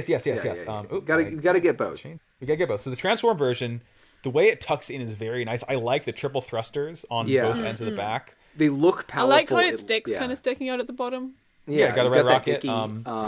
This thing, I think this is either B or A to me. I'm gonna go B because. Yeah. I would go. I'm gonna go A. I think I'm gonna go A on it. Okay, it'll for A, now but first I will in the A tier. require, if we need more room in A, we'll move it down to B. Yeah. All right, here we go. Ashamar time. D tier. Absolute fucking dick tier. Put it in that fucking D. Dick ass inner tube tier. Colin. Fuck it. Colin, he's a special boy. He's a circular friend. He looks like a prawn He's in the little thumbnail I have. He's a tasty little child. That I just want to put him in my mouth, but I'm not big enough. Don't cut that out of the show. I just want to look at him. Not that we need to know what the Ashamar looks he like. Looks like a little. He looks like a lifeboat. And I would what like could be to better not than be he gives seeing me it life right now. I would like to not be Ashamar's looking good, at it. Okay, all right. Let's tell you what, Colin. Compromise. I say we're gonna put it. Okay, the compromise can be. How about between Mark II and Hyzac? Not is that okay? C tier. C tier. I want to put it higher too, Sarah. But I think we need to appease. Sarah, I'm appeasing Colin because I'm gonna need to be appeased later. I know you're gonna need to be appeased later too. Okay, here's the here's the compromise that I'll give you. Okay. You can put it in B tier, but the Rick DS has to come in front of it. Okay. We're moving. All right. Yeah. All right. Okay. There we go. All right. Okay. All right. There we go. Gaplant. A tier. Is love that this the I love the first triangle boy. He's made of triangles. Look at him. Oh, is that the one that does you had to do it to impose when it transforms? Yes. Okay, yes. A tier. That is a Lucky Luciano. Do we like it cooler than the Masala? I think Masala's a little bit cooler. I mean, if the Masala did Lucky Luciano pose, then I'd put it, but does it? Okay. I hate to say it as much as I think that the Masala's a better design. It does not do the Lucky Luciano pose. Yeah, okay, yeah. There's really no way to argue against that. That's fine. Okay, here we go. Psycho Gundam, Mark 1. S tier. Damn, boy. Large. Damn, boy. He thick. That's a thick-ass boy. He's thick. He brutalist. He large. He traumatizes girls. What could be better than this? S tier. This is, I think I've like fully come around on Psycho as an S tier robot. Yeah. I think Hyakushiki's cooler, but Psycho Gundam is still agree, but sick as hell. Yeah, Psycho Gundam is fucking sick as hell. All right. Here we go. Here we go, Our baby. boy, it's Zeta Gundam. He said that it's the name of the show. Roll credits, CinemaSins ding. He turns into a Dorito. Dorito! So, his Dorito is gamer chair colored. I will say this. I have, every single time I see Zeta, it looks cooler and cooler to me to the point where Zeta is S tier to me personally. I think as far as everything we have, Zeta should be at the top of S tier. I think that its weaponry is really cool. I think it's a really cool design. I think it's a really cool follow-up on the 0079 Gundam. I think it's one of the only mecha to pull off, like, basically two different color schemes between, like, the tricolor and then also the black and red backpack. I love this design so much. Yes. It's Sarah? fine. Let's put it below Psycho then. It's at the, I think. If you want to put it at the top of the, I'm not gonna argue against it. I do want to put it at the top of S, but you have made a very good point of the fact that the Psycho Gundam is 4 times its size and we're obsessed with it. Yeah. Yeah, I think. Okay. Huh. I think that it's going to be an S tier somewhere. That's fine. Wherever everything else in S tier lands, we should not separate them. They have to be together. They have to be beside each other. Yeah. Cannot separate. Yeah. I added this, so this is Super Gundam, right? I added this only because I think it looks worse with the backpack on because the color schemes clash so much. Oh no, I think it looks so much better. This is one of my favorite designs. I think it's S tier. I know that you guys aren't going to agree. Can you show me I've made a lot of it? compromises so Please. far. Yes. Maximilian, my friend. Thank you. Yeah, this is super, that's a bad photo of it. Can I get like a single good photo? Here we go. That's Super Gundam. I love it. I love the silhouette. I love it. It's got a big gun. I like the color separation. I mean, I do appreciate really, really, really big shoulder pads, and this does remind me of that. So I'm willing to put it above, regular AUG Colors Gundam. Go back to that tab real quick. Like at least B tier. I think the best image of it in MIO is it disappeared. Oh damn. Oh, is it? It's like a bit of official art that like gets thrown around a lot that just like has a better kind of like really like gets the movement and silhouette of it. Right at the bottom in the middle. This one? Yes, that one. Yes. I think that really, because that's like from the show. I feel like that really conveys how thick of a big shouldered boy it is. I do like stupidly large and practical weapons. Okay. So I think. Listen, folks, it is just the regular Mark II Gundam with a backpack. Like it is still the same robot. A backpack for his applesauce. Listen, sometimes a bag just really brings an outfit. Okay, you know what you sold me. Sometimes accessories do make an outfit. Put it in A tier. Let's put it in A tier. Yeah. Okay. Thank you. Let's put it in A tier. Okay. All right. Next up, we have the Gabthlay. This is the one that looks like a fly. That's olives, right? Yes. Yeah. I do like olives. Olive boy. it's like hard to, and this is the one that the armor mode has like the nasty claws. I love the Gabflay. I love the really dark brown and drab green with like the bright yellow bits on it. I think Gabflay looks sick as hell. Max, you're saying the word drab and then you're asking me to love this robot, and that is, I can't. Okay. This is my favorite suit of this show. Damn. Really? Yes. But also, remember, I walk around in a 1970s Army-Navy deck jacket constantly, so... Yeah. Listeners, if you want to hear more about that jacket, you should listen to my podcast on Pick. Remember that one? And just, like, the curves to it are so nice, like, the big shoulders.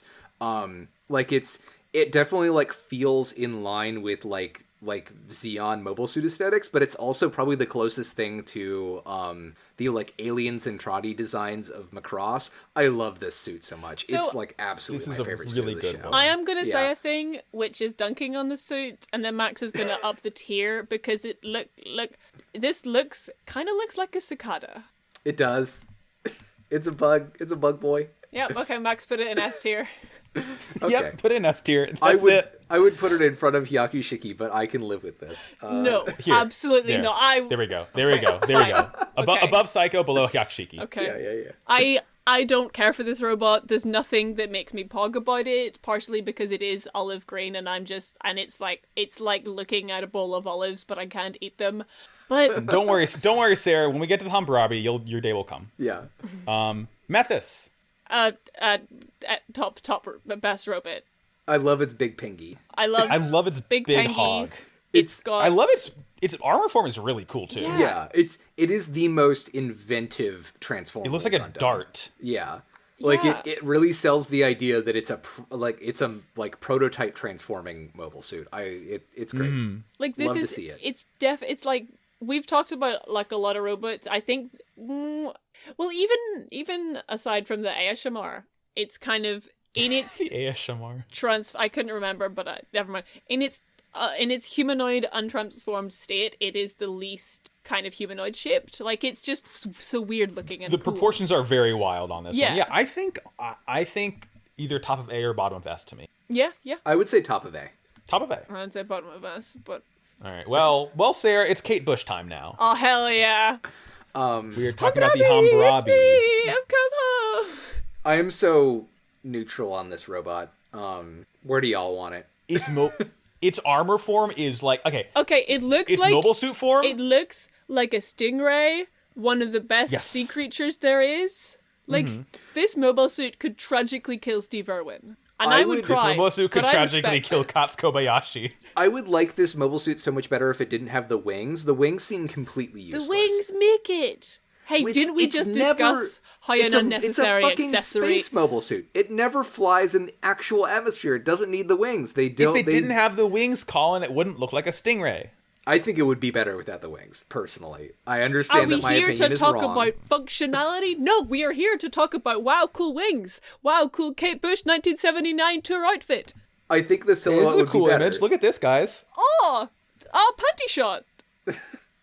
Thank you for showing me an image of a girl version of the Hammurabi with sexy Gundam panties. girls. We are looking at a Dark Magician girl version of the Hammurabi. It is using the yo-yo as a tentacle in one of them. I don't like that. Yeah, I'm gonna click away from this one. I'm looking at it for too long. Hammurabi? Okay, consider because I know we said we weren't gonna. Yeah, Yazan pilots it and does cool war crimes in it.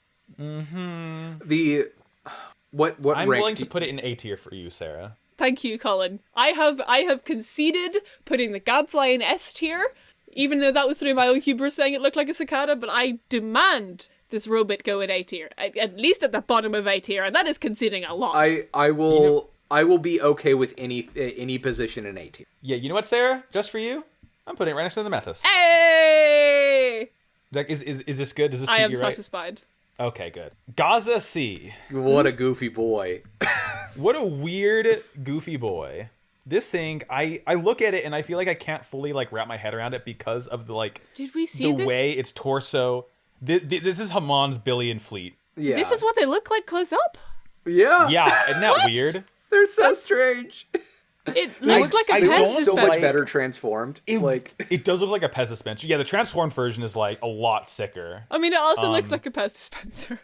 Yeah, it like what bothers me about it is that its body, it's like where's his titties? The weird gun cannon. Well, that's one titty right there, and the other is hollow. Okay. The weird cannon thing is like the torso, so it looks like its legs, and then the weird cannon that goes into its back, and then the top half is like just a tube attached to it. I don't really care for this thing. Yeah, like 90% of the time when I look at it, I think that the little tube is a spine running from the torso to the pelvis, and that nothing else is connected. It just looks sort of incomplete. Is Rayman the video game where the little... It's a Rayman, isn't it? Oh my god. You got it in one. Okay, no, but like, that's the one where the floating hands. Yeah. Yep, that's right. That's Rayman. Okay. I wasn't entirely sure that I was talking about the thing I was talking about. But yeah, it's just kind of bits floating, and they're not sufficiently connected to make a good design. Mm-hmm. I think this is like C tier. It's more interesting than all the losers in D tier, but I feel like it's still not cohesive enough to get higher than that. It is pink, and therefore effectively uses girl power. You know? Yeah. Obviously. Well, we can't separate those I would put it above the Hyzak, yeah. Yeah. Barzam! Barzam's such a round boy. The Barzam is wearing mom pants, and I love it. The Barzam is a short king. Yeah. Yeah, it's got its Yonic apparatus and its cockatoo crest. I quite like it. It does have a cockatiel crest, doesn't it? Funny. I love its weird head too. Yeah. Its mono eye camera looks bloodshot somehow. Yeah. This robot is high. This robot has had so much space weed. I wish they made more mobile suits that looked like this, because he looks like he's ready to wrestle. Yeah. He looks like his name is Kyle and he's had too much Mountain Dew. Yeah, he looks like he's had too much caffeine and his girlfriend's gonna break up with him because she thinks he's no longer straight edge. He looks like he uses a Call of Duty aimbot. I like this guy. He's a little freak. Let's put him in B tier. Yeah. I think underneath Ashmar. Okay. Yeah. Okay, DJ, the DJ. Ugh. This thing is I like... the one that Amuro gets. Yeah, the one that Amuro gets. The teal does not look as good to me as most other teal suits do, because it clashes with that really dark navy. Looking at it now, I do like his little mini skirt. Yeah, but he's got the weird tummy, and his face is an old man face. It looks like he... I'm gonna regret saying this. It looks like he tucked his boner in. It looks like if Amuro got a beer belly between now and 007. It's like the opposite of how Trump stands. Like Trump stands angled forward, his arms forward. The DJ is like fully like torqued, angled back in like a perverted power stance. I feel like is there an SD DJ? Can we look that up real quick? Because that's a good question. I feel like it's gonna look like oh god. Hard to tell. Yeah, like, it's sort of. I was hoping it was gonna look like God, what's his name from Always Sunny? What? The tiny man we all love, Frank. Frank Reynolds? Yeah, I can't remember his actor's name. I feel bad. Danny DeVito. Yeah, he looks like the SD DJ looks like Danny DeVito to me personally. Well, that's a cool little bit. model, okay, but... he's a little chunkster. Yeah. I think Oh, okay. Okay. So, like, the DJ is it's endearing to me. Just I like wings. I like unnecessary wings. Which you ask me, all of Wing was unnecessary. God. So it feels in like a similar design vein to the Hammurabi that we all love, but in a different tier. So I would request that you put it in the same kind of position, parallel to the Hammurabi, but at a different tier, either B or C, whatever. I'm thinking, okay, we're gonna put it in B tier, directly below Hammurabi. Yeah. Between the Marasai and the Rick Diaz. Because I think it is just interesting to look at. Yeah. I would say put it in C tier, if only for the fact that would separate the two Mark II Gundams, and we cannot have that. Do not separate them. Yeah.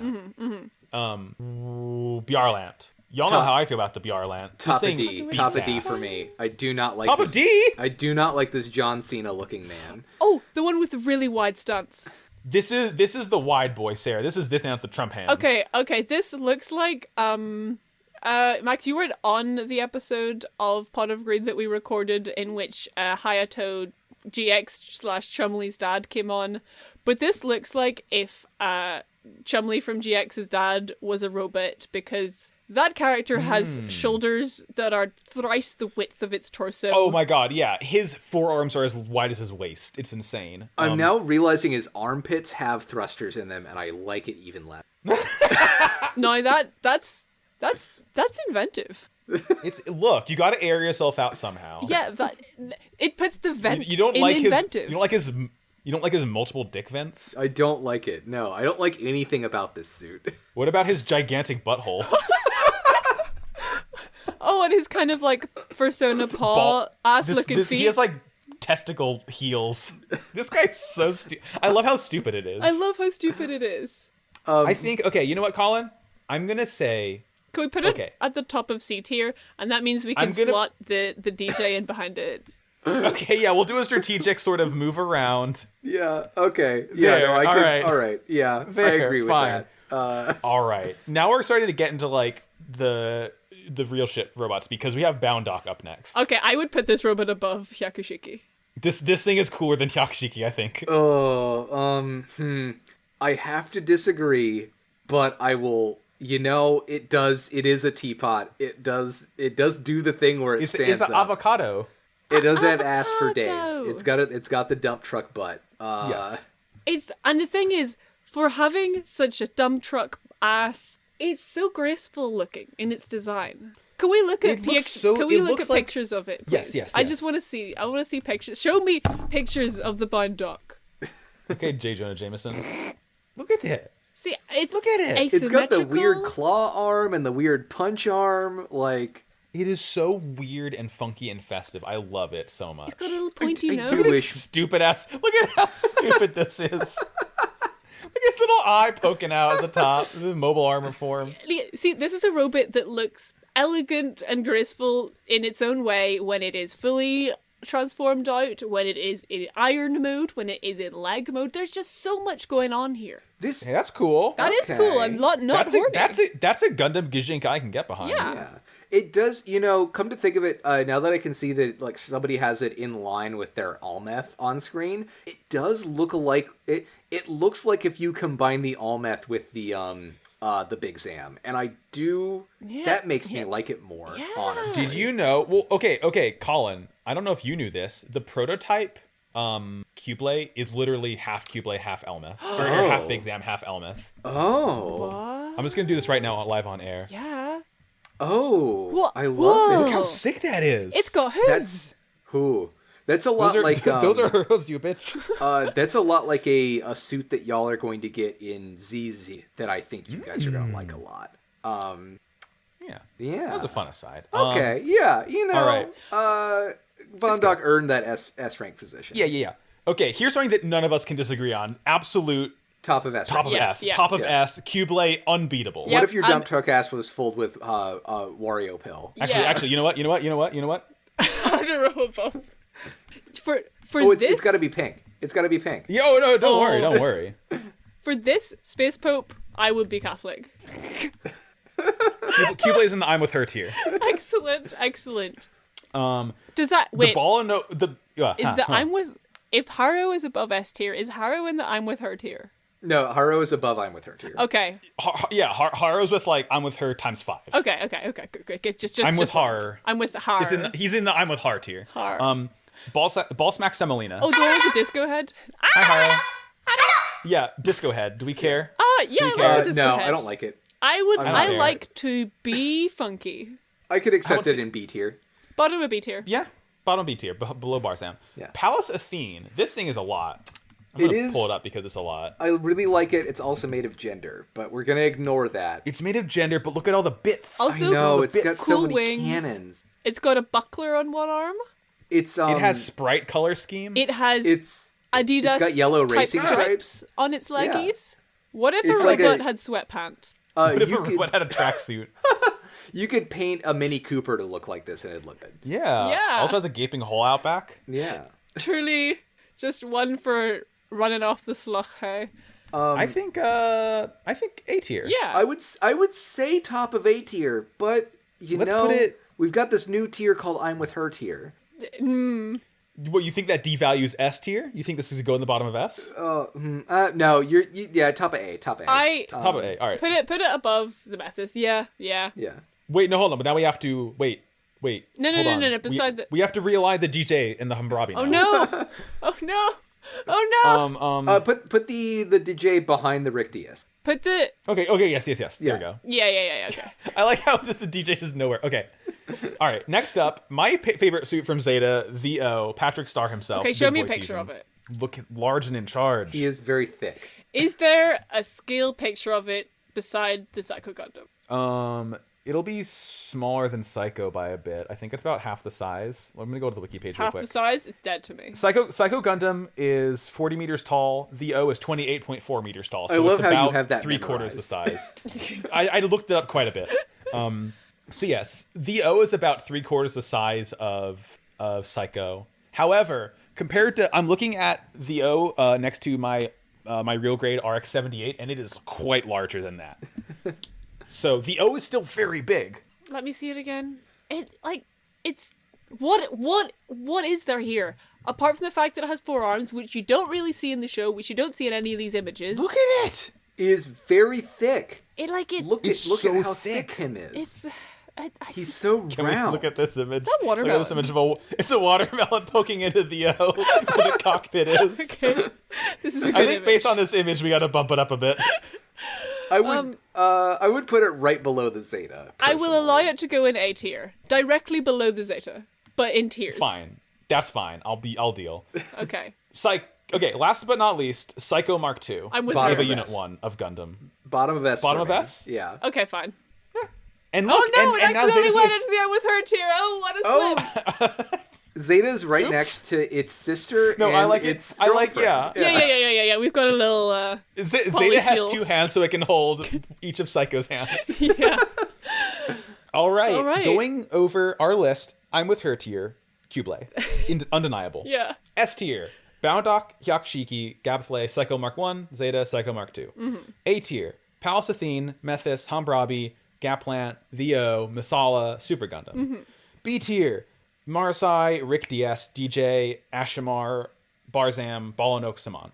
C tier, Bjarlant, Mark II Titans, Mark II Ayug, Gaza C, Hyzak, and D tier, Nemo, GM2, and Galbaldi. Cool. You happy with this? Yep. Yeah. I'm happy with this. I'm going to save this image. I'm going to download this image, and I will post it later into our own chat, and then post it on the thing, and I'll link it in the episode. Mm-hmm. Hell yeah. I'm going to stop sharing my screen so I can watch my replay of Final Fantasy VII later. No, that was remake. Our podcast surprisingly survived that process, but That went a lot better than I thought it would be. it did go a lot better. But I do need to ask, in the ultimate test of podcasting bonds, what is your favorite pasta shape? God, Sarah, you don't need to do this. I have to look up the name of it real quick. It's what is it called? I have to look up the name of it. Okay.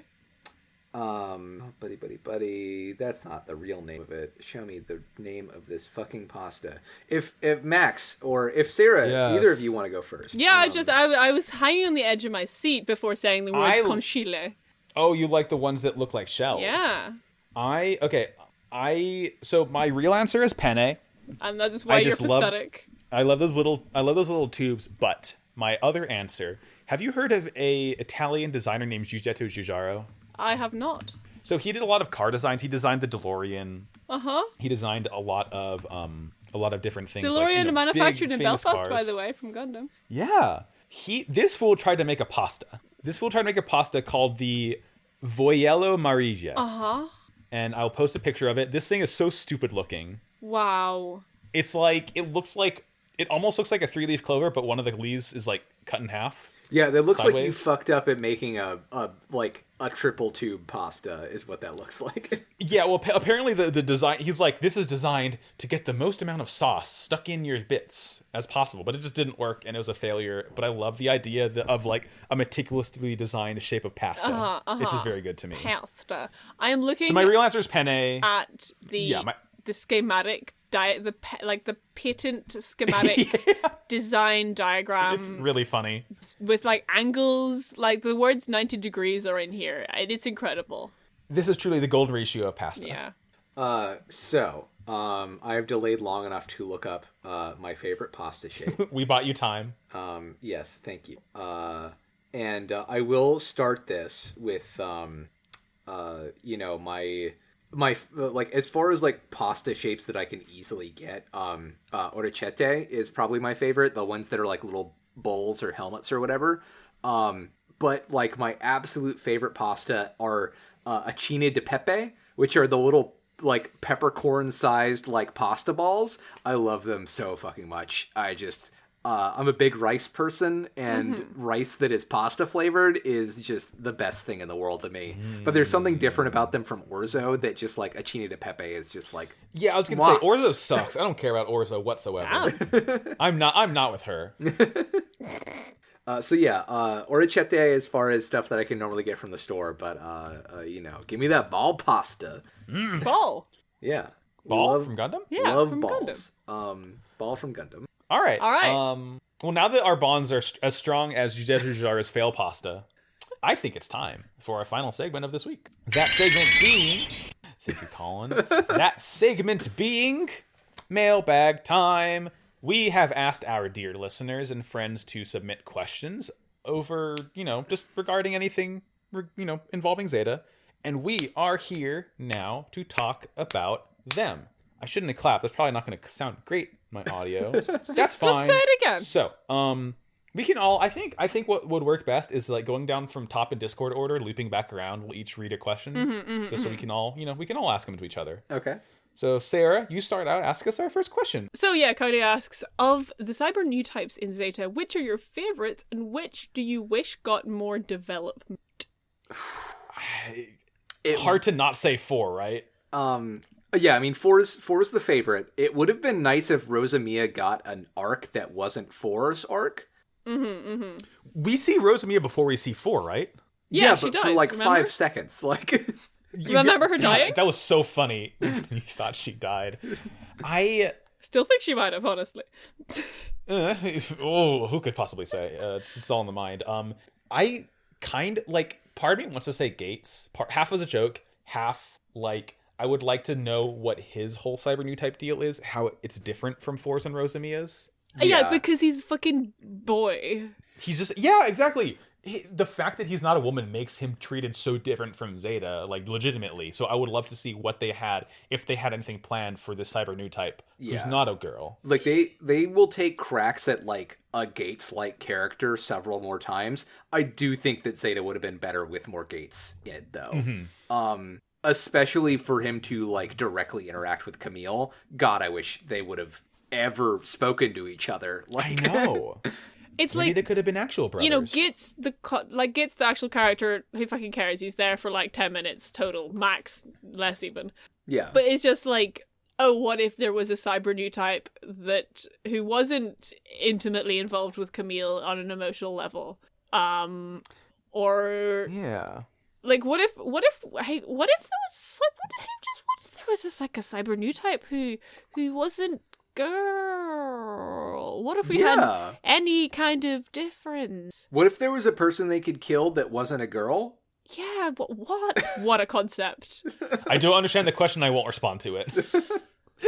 Yeah, I don't know. It's like I really like the idea of cyber new types, and I feel like Gates exists to make you think about the possibility of there being more of them. But like again, much like a lot of other concepts in Zeta, it's not explored enough. I do. Yeah. I will say I love his hair. I had his hair for a while. When I was first growing out my baby side hair, I looked like Gates, and it's a good look. He has like the fun sort of bangs that are like not longer than sideburns that aren't attached. It's a cool look. Cool like silvery hair. The other thing that like makes me really want to have seen more of Gates is there's something about him that strikes me as like Garma adjacent, and I would, God, please. A pretty boy who's been introduced only to be killed pretty soon. Give Gates exactly 2 more episodes, and then like mercilessly just slaughter him. Like, please. Yeah. Rick did one thing right. Yeah. Next up, also from Callie.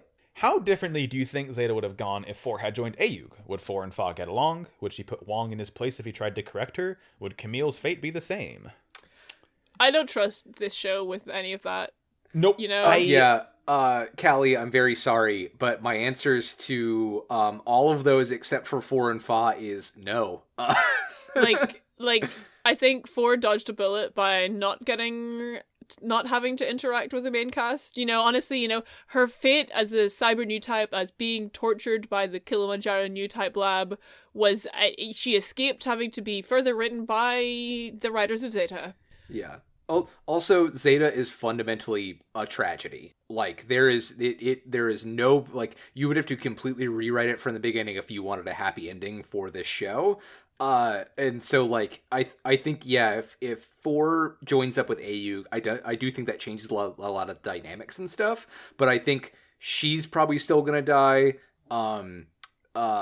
Camille's probably still gonna die. I think that, asterisk, Wong hitting her is just gonna make her dissociate. Yeah. Something that strikes me as well is I feel like I can't imagine 4 piloting a mobile suit that's not Psycho. Yeah. I feel like she's so so deeply tied to Psycho Gundam that the idea of her going out in like the Methus or a Nemo is like I almost can't imagine that, partially because I've only ever seen her in Psycho, but also because of her new type training. I feel like might have like changed the way her mind sort of interfaces. Yeah, with these suits she's to gonna the point that like get in a robot and be like, "What? I have to use my hands? What?" Yeah. What are I these feel pedals? like I mean, you know, I'm speaking more of how the show would do, not how I would do. But like, I feel like what would work for 4 is for her not to be fighting and for her to just like stay on the Argama and like help the crew out more. But like, you know, ideally not in a way that makes it her funny haha woman. But like, it's just. The unfortunate thing is that 4's character is so inexorably tied to Psycho Gundam that I don't imagine it working otherwise. And they can't dock Psycho Gundam in the Argama, right? What are they going to do? Like get a big old tow hitch? Yeah, they just kind of hang it out the back on a string. I think there is a way that you can make it work. I think 4 coming back with because like I guess there's also 2 different points you could have her come back. She could escape with Camille, like, after her first arc, or she could come back after the Kilimanjaro arc. And I think the Kilimanjaro arc works better. And I think the way that you fully make that integrate and work is, like, having Camille taken out or otherwise put out of commission, and then putting 4 in the Zeta Gundam, and then everything kind of works out that way, as far as, like, then plot she logistics. can be Fa's girlfriend. Yeah, and that's the thing. I think 4 and Fa get along fine. I think if you introduce 4 into the Argama's ecosystem, Fa and Camille cannot get along. I don't think that. I think that their relationship only gets worse if 4. Oh my god, up. yeah, absolutely. That's something that like you just think about that and it's like oof, ah, ooh, ah, ooh, ooh, ah, ooh. If this show was about 4, you could absolutely make this work, and maybe even a show about 4 could have a happy ending. But I think Camille's not in this no matter world. what. Yeah, I think this is definitely a show that are like, 2 girls like the same boy, they have to hate each other. Ugh. I just don't want to see it. We can dream of the world where it starts out that way, and then Emma puts her arms around 4 and Fa and says, "What if you didn't like boys?" Yeah. Now that's the kind of show I want to see. Yeah. Gamma Gundam. And then the answer to the last question, would Camille's fate be this? Yeah. He's destined to get scrambled. He's boy child in war with a high empathy who feels every person's life slip from their body as he kills them. Like, nah, this kid, nah. Yeah. He from episode 1 of Zeta, he started falling into a funnel. Yeah, he's gone. Yeah. Not that kind of funnel, but the funnel where you get put out on one end. Yeah. Like, I think we only have to look to the new translation movies to, like, have a clear example of why it just doesn't sell if it doesn't. Yeah, next question. Yeah. Next question? Yeah. From Cass. What does Quattro get Camille for Christmas? What are you getting Jared for Christmas? I think Quattro. Okay, I mean, Quattro gets Camille one of those like hand grip. Oh my god! tense things. I was gonna say weights. So he could like grip the handles of Zeta so much better to be able to pilot it better. Yeah. Like he gets him one of like the gorilla ones that makes his hands so strong and thick. Like stuff I get too. I was gonna say he gets some weights. Protein powder. Yeah. Mass gainer. A subscription to Pure Gym or whatever. Fucking they have in space. I think he gets Camille a copy of Vladimir Lenin's The State and Revolution. Yeah. Or no. What he gets Camille a copy of What Is to Be Done. That's what he gets him. Oh my god. I think. Oh, and as for what I'm getting Jared for Christmas, it's a big bouquet of red roses, baby. I'm getting him an ankle brace. I'm getting him a Tinder Plus subscription. I signed him up for Match.com as a gift. I'm getting him laid. Is there a dating website that it's exclusively for finding cougars? Newtypesonly.com. Oldtypesonly.com. Yeah. You don't have to be lonely at oldtypesonly.com. Oh god. Next question from is this fucking Boo has to go Jay. This is Jay. I'm this not is Jay. saying their screen name. Jay asks, what is one of your favorite moments / memories from Zeta? Something that stands above the rest in your mind. I have one answer. Yeah.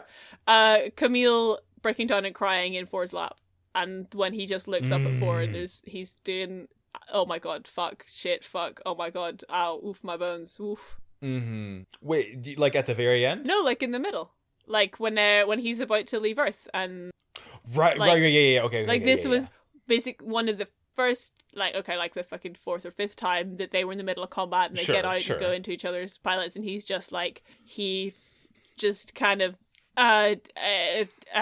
releases all his feelings. Nearly said. Yo, I remember that part. And nearly the words in my mind were jizzes out all his feelings, and I was trying to think of a different way to put that.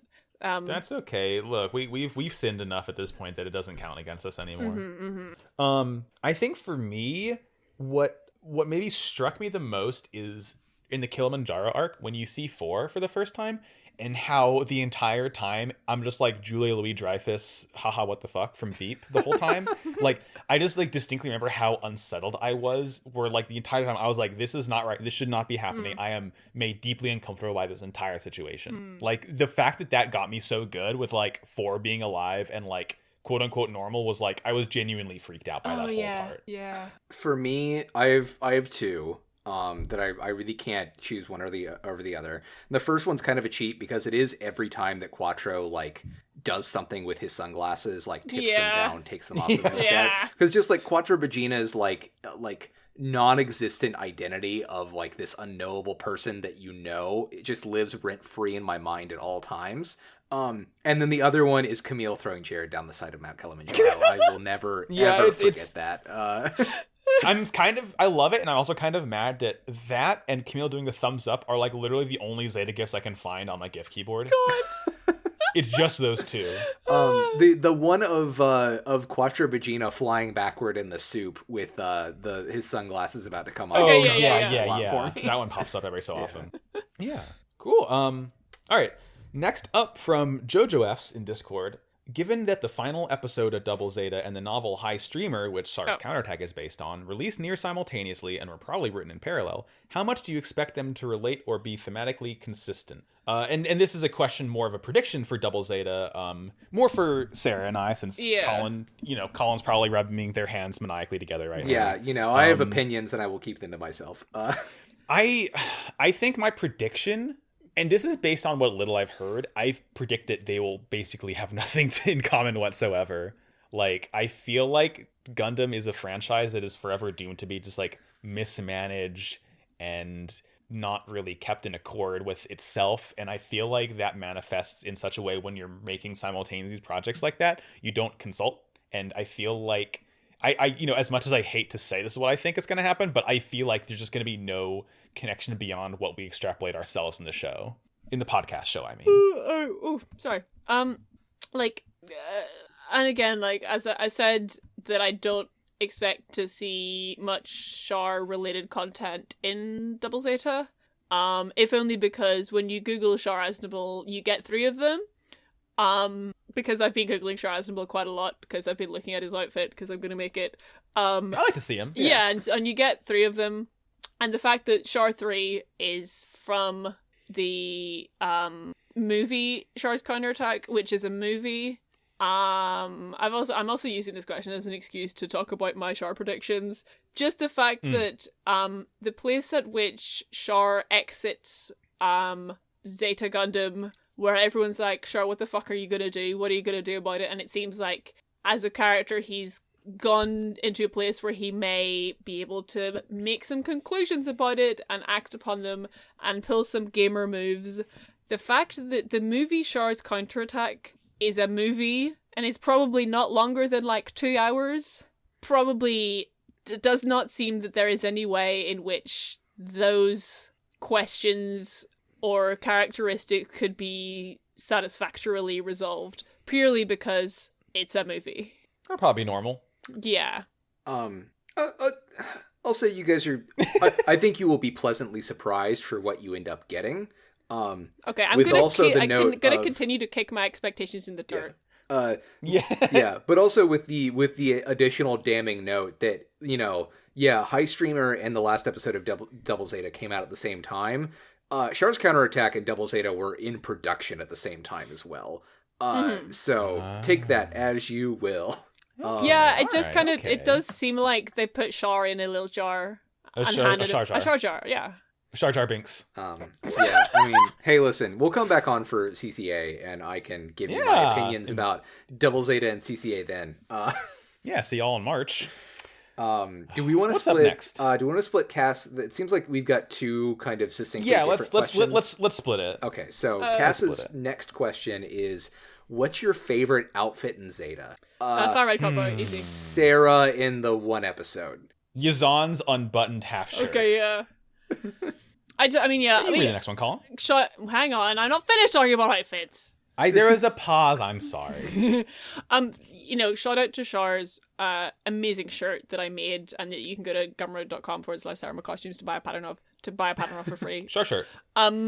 That's very good, but like nothing will top Faz red alpine cowboy outfit. Oh God, Yeefaw. Yeefaw.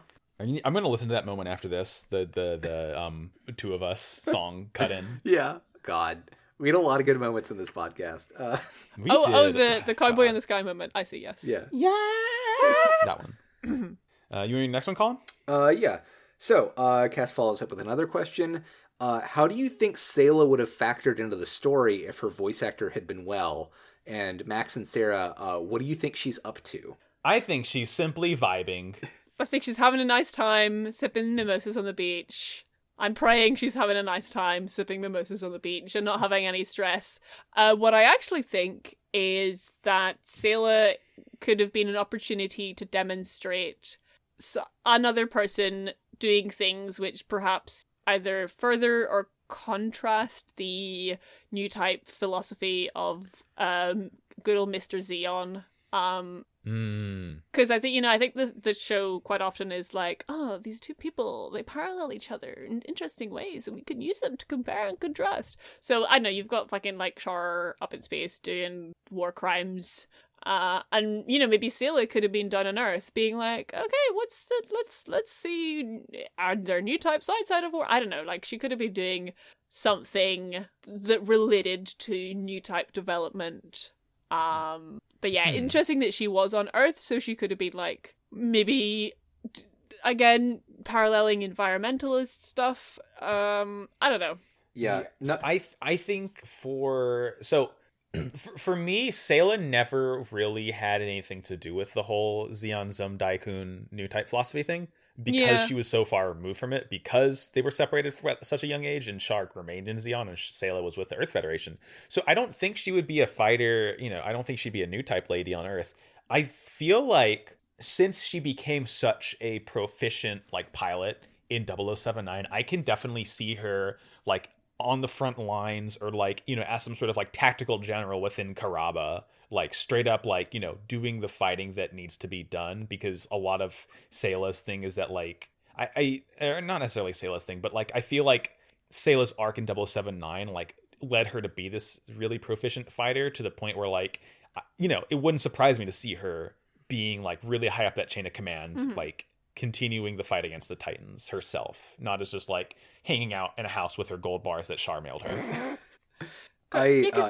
Not to say that like this show needs more complexity, but I think Sayla would have been a really good way to have a character on screen to show some of the political stuff that we don't see, to show, like, to be, like, a high-level Karaba person who's, like, interacting with Earth governments, to be somebody who's kind of, like, on that kind of, like, Blex angle of being a politician in, like, the light of day and, like, supporting Ayug, like, in the shadows, and, like, you know, even just, like, if her voice actress would have been well enough to even deliver, like, 2 lines to give us more, like, insight into what Char was feeling when that whole thing was going on, would have been fantastic. And also, if I really got to reach for the stars, what if we just, like, what if we clipped out just all of Belter Chica and all of Belter Chica's lines and all of Belter Chica's motivations and interactions, and then just replaced them with Sayla? Yeah.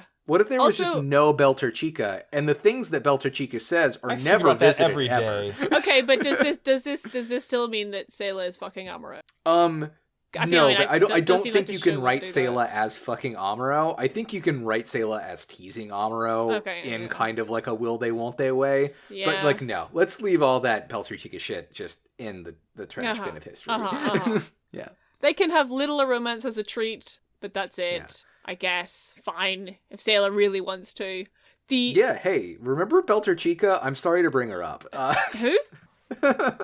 Okay. Truly the Miho of Gundam. I mean, listen, she did like one cool thing at the end when she wore sunglasses in Dakar. In Dakar. Like, the other thing I want to say about Sayla, because, like, I can't fucking remember anything what Sayla's character was like. I've been watching Zeta, so my brain is fried. No Sayla anymore, only... Like, a lot of her character arc in 079 was like, where is my brother? Is my brother here? What the fuck is fucking? Like, it was very Char related. So, you know, there would have been a lot of interesting stuff that could have been done by using Sayla to confront Char with being the person he is. Mm-hmm. Yeah. And that there would have been some, so, like, yeah, if she'd be doing political stuff, it's like, oh, well, look, your fucking sister's doing political stuff. She's not fucking around trying to pretend to be just a simple country samurai. You know, that again, it would have been very interesting to see Sayla interact with Quattro Bagina specifically. Or just act in ways that are parallel that we as the viewers can kind of, like, compare them. Would have been really interesting, too, Yeah, I don't know. I miss Sayla. Yeah. Hope I get to see her again. What do I actually think she's up to? I don't fucking know. Like, trading on the Earth Federation stock market or some shit. I don't fucking know. With her gold bars. Yeah, she's just rich. Yeah. Having mansion. Collecting rent. Yeah. Oh no, I'm sorry, Sayla. Yeah. I would never do this to you. Who's next reading? Is it me? It's you. Mr. Pajama Shark Man Lucas, thank you, Colin, says, what character do you wish we'd seen more of? And also in tandem, what character do you wish we'd seen less of? I think we can answer these two together. Yeah. Obviously, Jared should have been the main character. Yeah, more Jared. I can't get enough of this boy. Yeah, I know we said it. More but Jared. Yeah. More Jared, less Hankin. Yeah. Less Belter Chica. Less Belter Chica. I mean, I'm tentative to say that for the characters I dislike, because it's like they definitely, like, I don't want to say less Amuro because he's so important, even though I don't like to see him. Amuro was also in an appropriate amount of Zeta Gundam. We did not that's the thing. Like, part of me wants to say more Haman, but I'm like, I don't think I need more Haman. I think she was in for the perfect amount. I think for the vast majority of the characters, they were in for as much as they needed to be in. I think, like, I thought Emma could have used more screen time. I almost said maybe more Kai, but like, nah, it's fine. Like, Kai, it's fine. Kai, sorry, Colin, what did you say? I didn't hear you a second ago. Emma honestly could have used screen time. Oh yeah, more Emma. Yeah, for sure. I actually think, like, Amuro. Whenever Amuro came in. Like, Amuro had, like, his swimming pool cameo, which made us lose our shits. And then Hong Kong arc happened, and, like, whenever the Hong Kong arc was happening, I was very nervous that this was going to become, like, the Amuro show, too! Yeah. I was like, okay, thank like... God it didn't. But then they left, and they left him behind, and he got left on Earth. Like, I was hopeful that Amuro would go into space, but then I was like, well, great, if Amuro goes into space, it's gonna be fucking all about him again. But it wasn't, and that was very restrained of the show, and I liked that. Answer for both questions, Cats. Cats either needed to be in this show a lot more or not be in it at all. Yeah. That's two sides of the same coin. And kind of in the same vein, like Rosami/Rosamia, like I wish that either Rosamia, I honestly kind of wish that Rosamia hadn't been there. Yeah. Because she did the same thing as 4 did, but weirder. But again, and weirder, and it's just like, but why? Yeah. It's happening again. I don't want it to happen again this time. I wish it's like, I said it earlier, I don't think I need more of Rosamia. I do need her to have a different storyline, though. Yeah. Mm-hmm. Yeah. I do wish I'd been able to see more Hayato. I didn't even need him to do anything, I just want to see. Oh, I just wanted to take up the entire screen because he's so big and thick. Yeah. Just every once in a while have a cutaway to just Hayato like drinking some coffee. Oh, yeah. Having a sandwich. Some Hayato like just straight stuffing his face with some Karabas. Yeah. Yeah, having some noodles. Hayato just chow down some scungili. Next up, from Cass. How do you feel about Zeta's ecological themes? How would you like to see that aspect of Gundam expanded on in future shows? Hi, what's up? I feel like Colin, this one's more built for you. I feel like I don't need to go too deep on this because I've already spoken a lot about this on the show.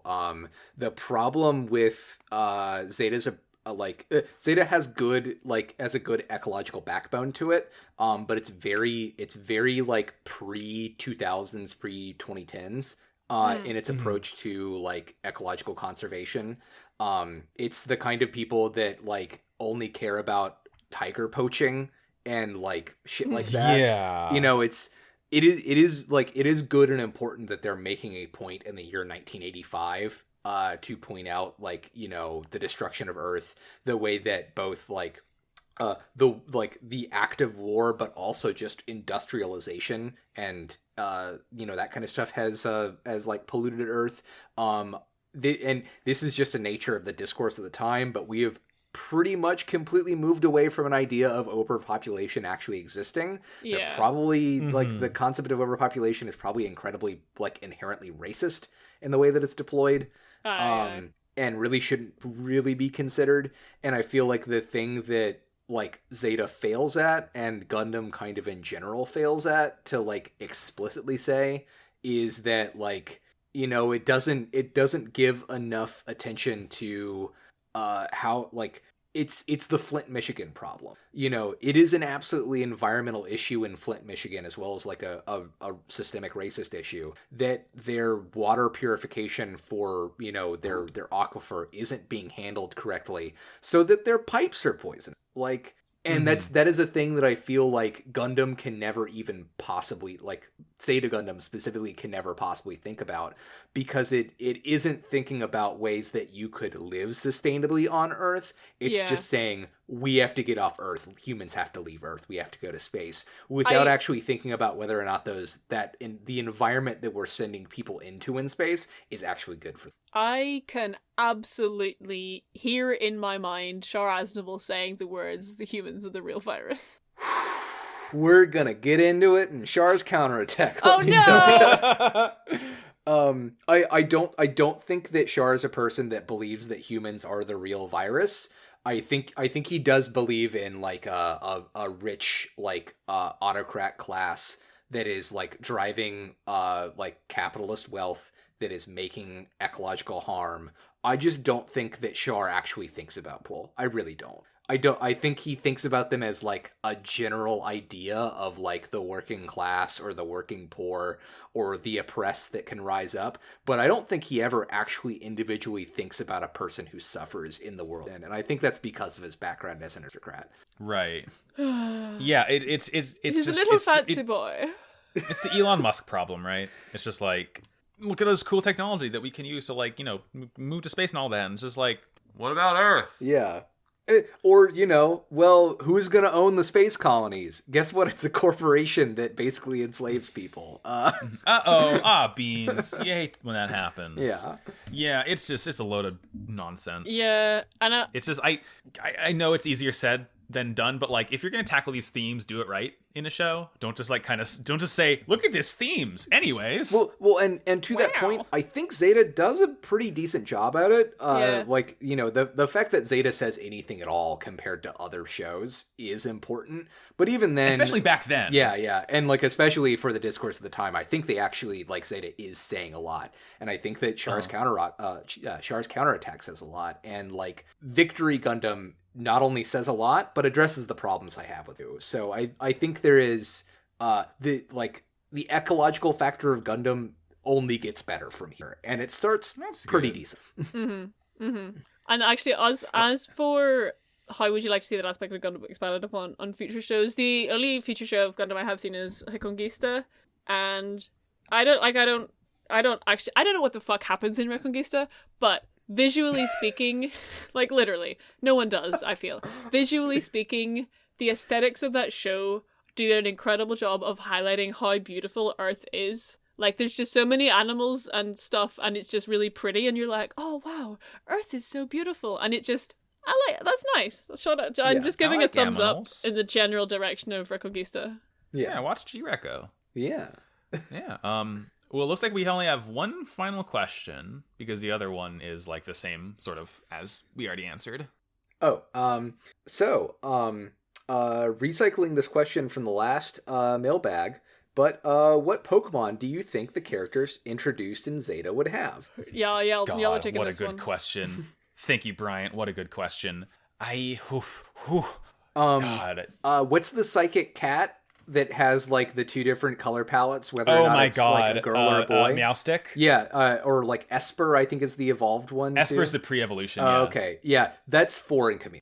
Oh, pretty good. Also, Rekoa is Nidoran female. Oh, yeah, whatever.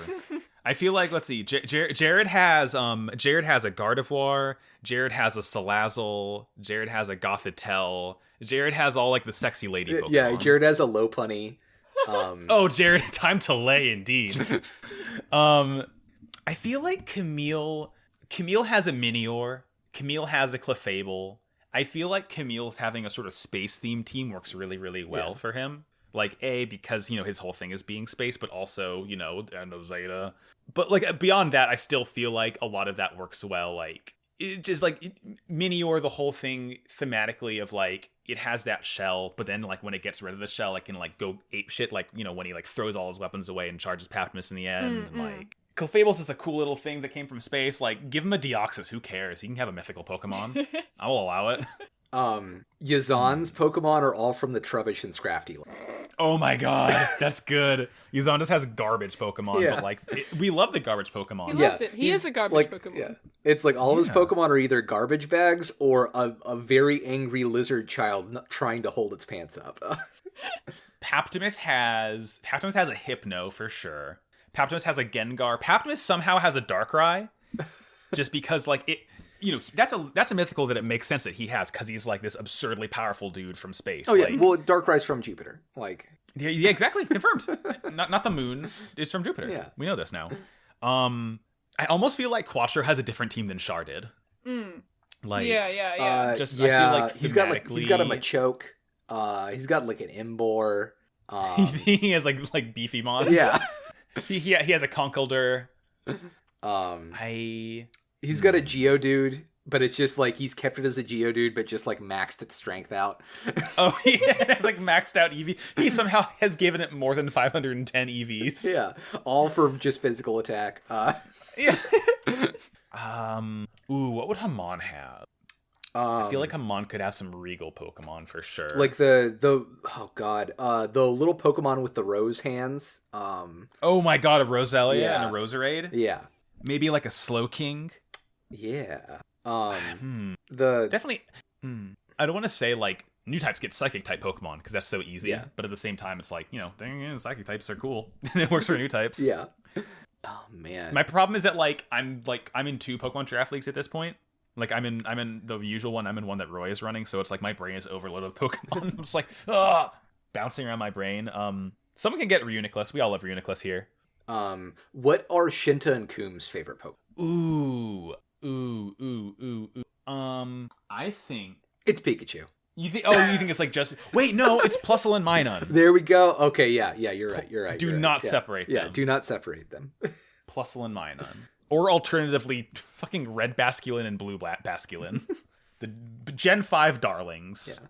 Oh man, I forgot a thing I wanted to bring up earlier. How do y'all feel about the fact that Lala's not in this, like at all? Hang on, let me close Twitter. What? It's fine. It's fine because the show is not about Amuro, so it does not need to involve Lala. It still feels weird that she's not in the soup. Even if she didn't even if she wasn't like a big major part of the show the way that Amuro or Char is, I feel like even just like some kind of hint of her being in the soup and being there with the other people that are there would have been a nice touch. Yeah, I would say of Lala sending For and Emma and everybody to help Camille would have been okay. I feel like, honestly, she's avoiding Char. she's like kind of like she's doing the thing where she's like sunken in, only her eyes and nose are over, so she can still look around, but like no one notices her. Yeah, she comes out, she looks at Char, she's like, nah, then ducks back down. No, I think like it would have been very interesting if we had like heard her and then like Quattro had not heard her or something, or if the fact that like, cause like fucking Char did say that shit to Amuro, whether he was like, oh, I can't feel Lala's vibes past Mars or some shit. Yeah, like he said that, and then like this like they just kind of forgot. Like Game of Thrones forgot about style it. So like it would have been interesting if Char had like touched the soup and felt Lala, or you know, I mean, like if Amuro had gone into space, we would have had to get some Lala stuff, but he doesn't. So honestly, yeah, that is probably why. Yeah. Like incredible of Tomino to restrain himself to not fill the show with more shit. Yeah, right. Yeah, like I mean, from what I didn't miss it. I know I've seen her on the poster for Char's counterattack, she's T-posing. so I can only imagine. Yeah, she's T-posing. Amuro does go to space in that movie, so interesting that, huh? I'm grimacing. I don't care for that. I mean, I know the whole thing is like it's in space, but like, no more of this guy. I want to see Judao now. Yes, God, I'm so excited for y'all to. I want to see Judao Yuki. Oh my god, wait. I might just I can watch the first couple episodes of ZZ tonight. Oh yeah. The minute we get off, I am going to start watching Gundam X, let me tell you. The minute we get off, it is going to be past midnight. But hey, let's go, baby.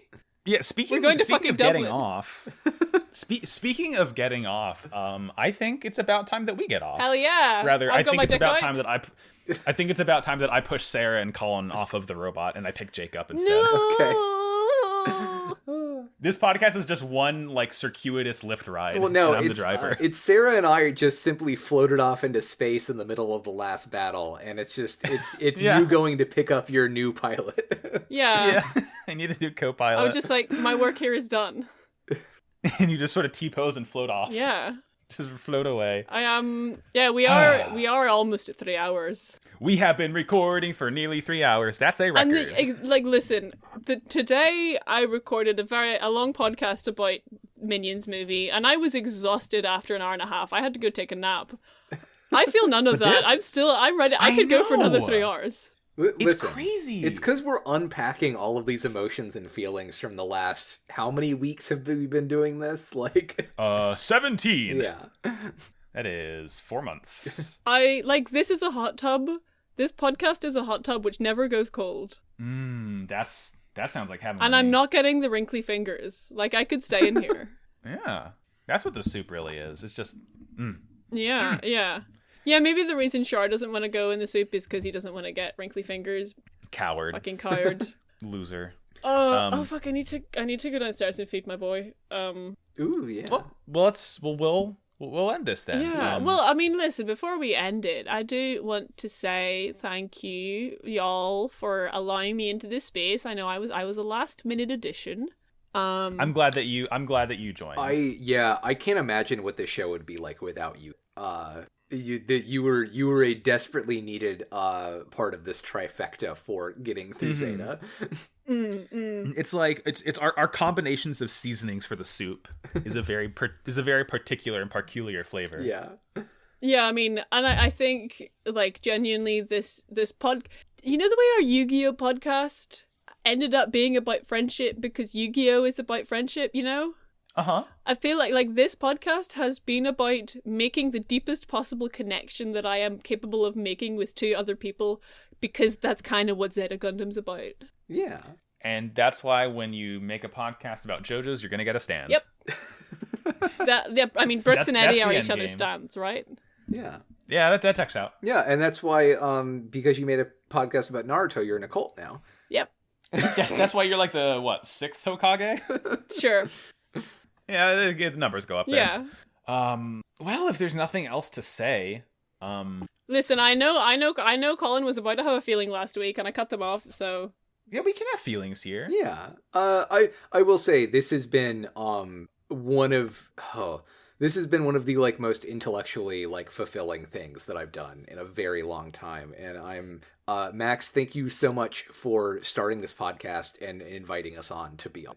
It's been incredible. Dabbing. No, I have genuinely, I love that. I like when I sort of landed on the core conceit of this podcast being that I'm going to do each series with a different like set of people. I was like really, really excited because it's like, it's always fresh for me, right? Yeah. Like, and the fact that I'm not doing with huge hosts every time, I don't have to like sort of try and get a grapple on people's vibes. Like, since it's just like one or two other people, I can do that in like 2 or 3 episodes. And like, I just love like us three doing Zeta. I feel like is the perfect group to do this, just because it's been like it started out. I feel like as we started like, you know, getting the ball rolling, we didn't quite get to like the intellectual level, but then like when we did, it just like became such a fun, amazing, I mean, it's always been a fun, amazing time, but like when it got to that point, I feel like it was like transcended like any other podcast I did. Yeah. And it has been a truly wonderful time. I'm so excited Gundam's for you two to receive your gifts I've sent you in the post. God. I've been thinking about it like... all week and I'm vibrating. Oh, I'm scared. Very, very excited. Well. Okay, fine. I'm getting out of the hot tub. Yeah. We're drying off. I'm drying myself off. Do we want to do plugs? Sarah McCostumes, Naruto podcast, Never Believe It, Yu-Gi-Oh podcast, Pod of Greed. Upcoming Name of the Wind podcast. Ooh. Okay. I don't know what it's going to be called. Possibly Name of the Wind, I'll Punish You. But Shooting the breeze. I listened to the podcast Who Watches the Watch, and they despise Patrick Rothfuss and Name of the Wind, and I rubbed my hands together and I said, I gotta get some of these guys to read Name of the Wind with me. And then I've also asked Summer, who really likes Name of the Wind, and my other friend Daniel, who really used to really like Name of the Wind, and now I think has some more critical opinion. So we're all gonna get together and do a short run podcast where we read that. That's good. I Nice. see too much positive Patrick Rothfuss posting in my life. That Let's take this clown down. Damn. I feel like all of that comes from like Mabim Bam. Yeah, listen, we'll get into it. Show. I can't remember what happens in the book. Yeah. I'm ready to clown on him. Well, or say that's nice what the things. podcast is for. I don't know. Yeah. I can't remember. Who could possibly say? You can find me at PADGETTISH, and you can check out my other show, MetaWatch. It's called MetaWatch. It's not hard to find. We're the only Metabots podcast that has ever existed. Colin, there was a Gundam episode. Yeah. There was an episode full of Gundam references. It was great. Well, Cool Robot Jr. Yeah. It's officially sanctioned now. the podcast title, does that have a D or a T in it? A D. MEDAWATC. Okay, I have been calling it MetaWatch. So here's the fucked up thing. It's Metabots with a D, but Meta B is spelled with a T. Uh-huh. Because I thought you were doing a fun bit where you were providing, meta commentary on the show through podcasting, but never mind. Yeah, so it's a fucked up thing, like Gunpla is short for Gundam Plamo, which is short for Gundam Plastic Model. Metabots is short for like metal robots because they're robots that have a metal in them. Oh. Mm-hmm. But then Metabee is a metal bee because he's a bee that's made out of metal. I fucking hate it. It sucks. Truly deranged. Excellent stuff. Can't wait to finally watch the show for when I have to come on.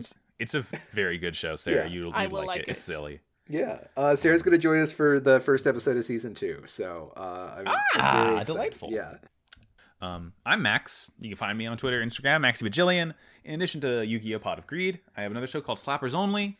It's a video game music podcast. We talk about a lot of fun stuff. We're in a week when this episode comes out, we'll be doing our Game of the Year episode, which is not about music, but about games. That's at slappersonlypod.com or twitter.com/slappersonlypod.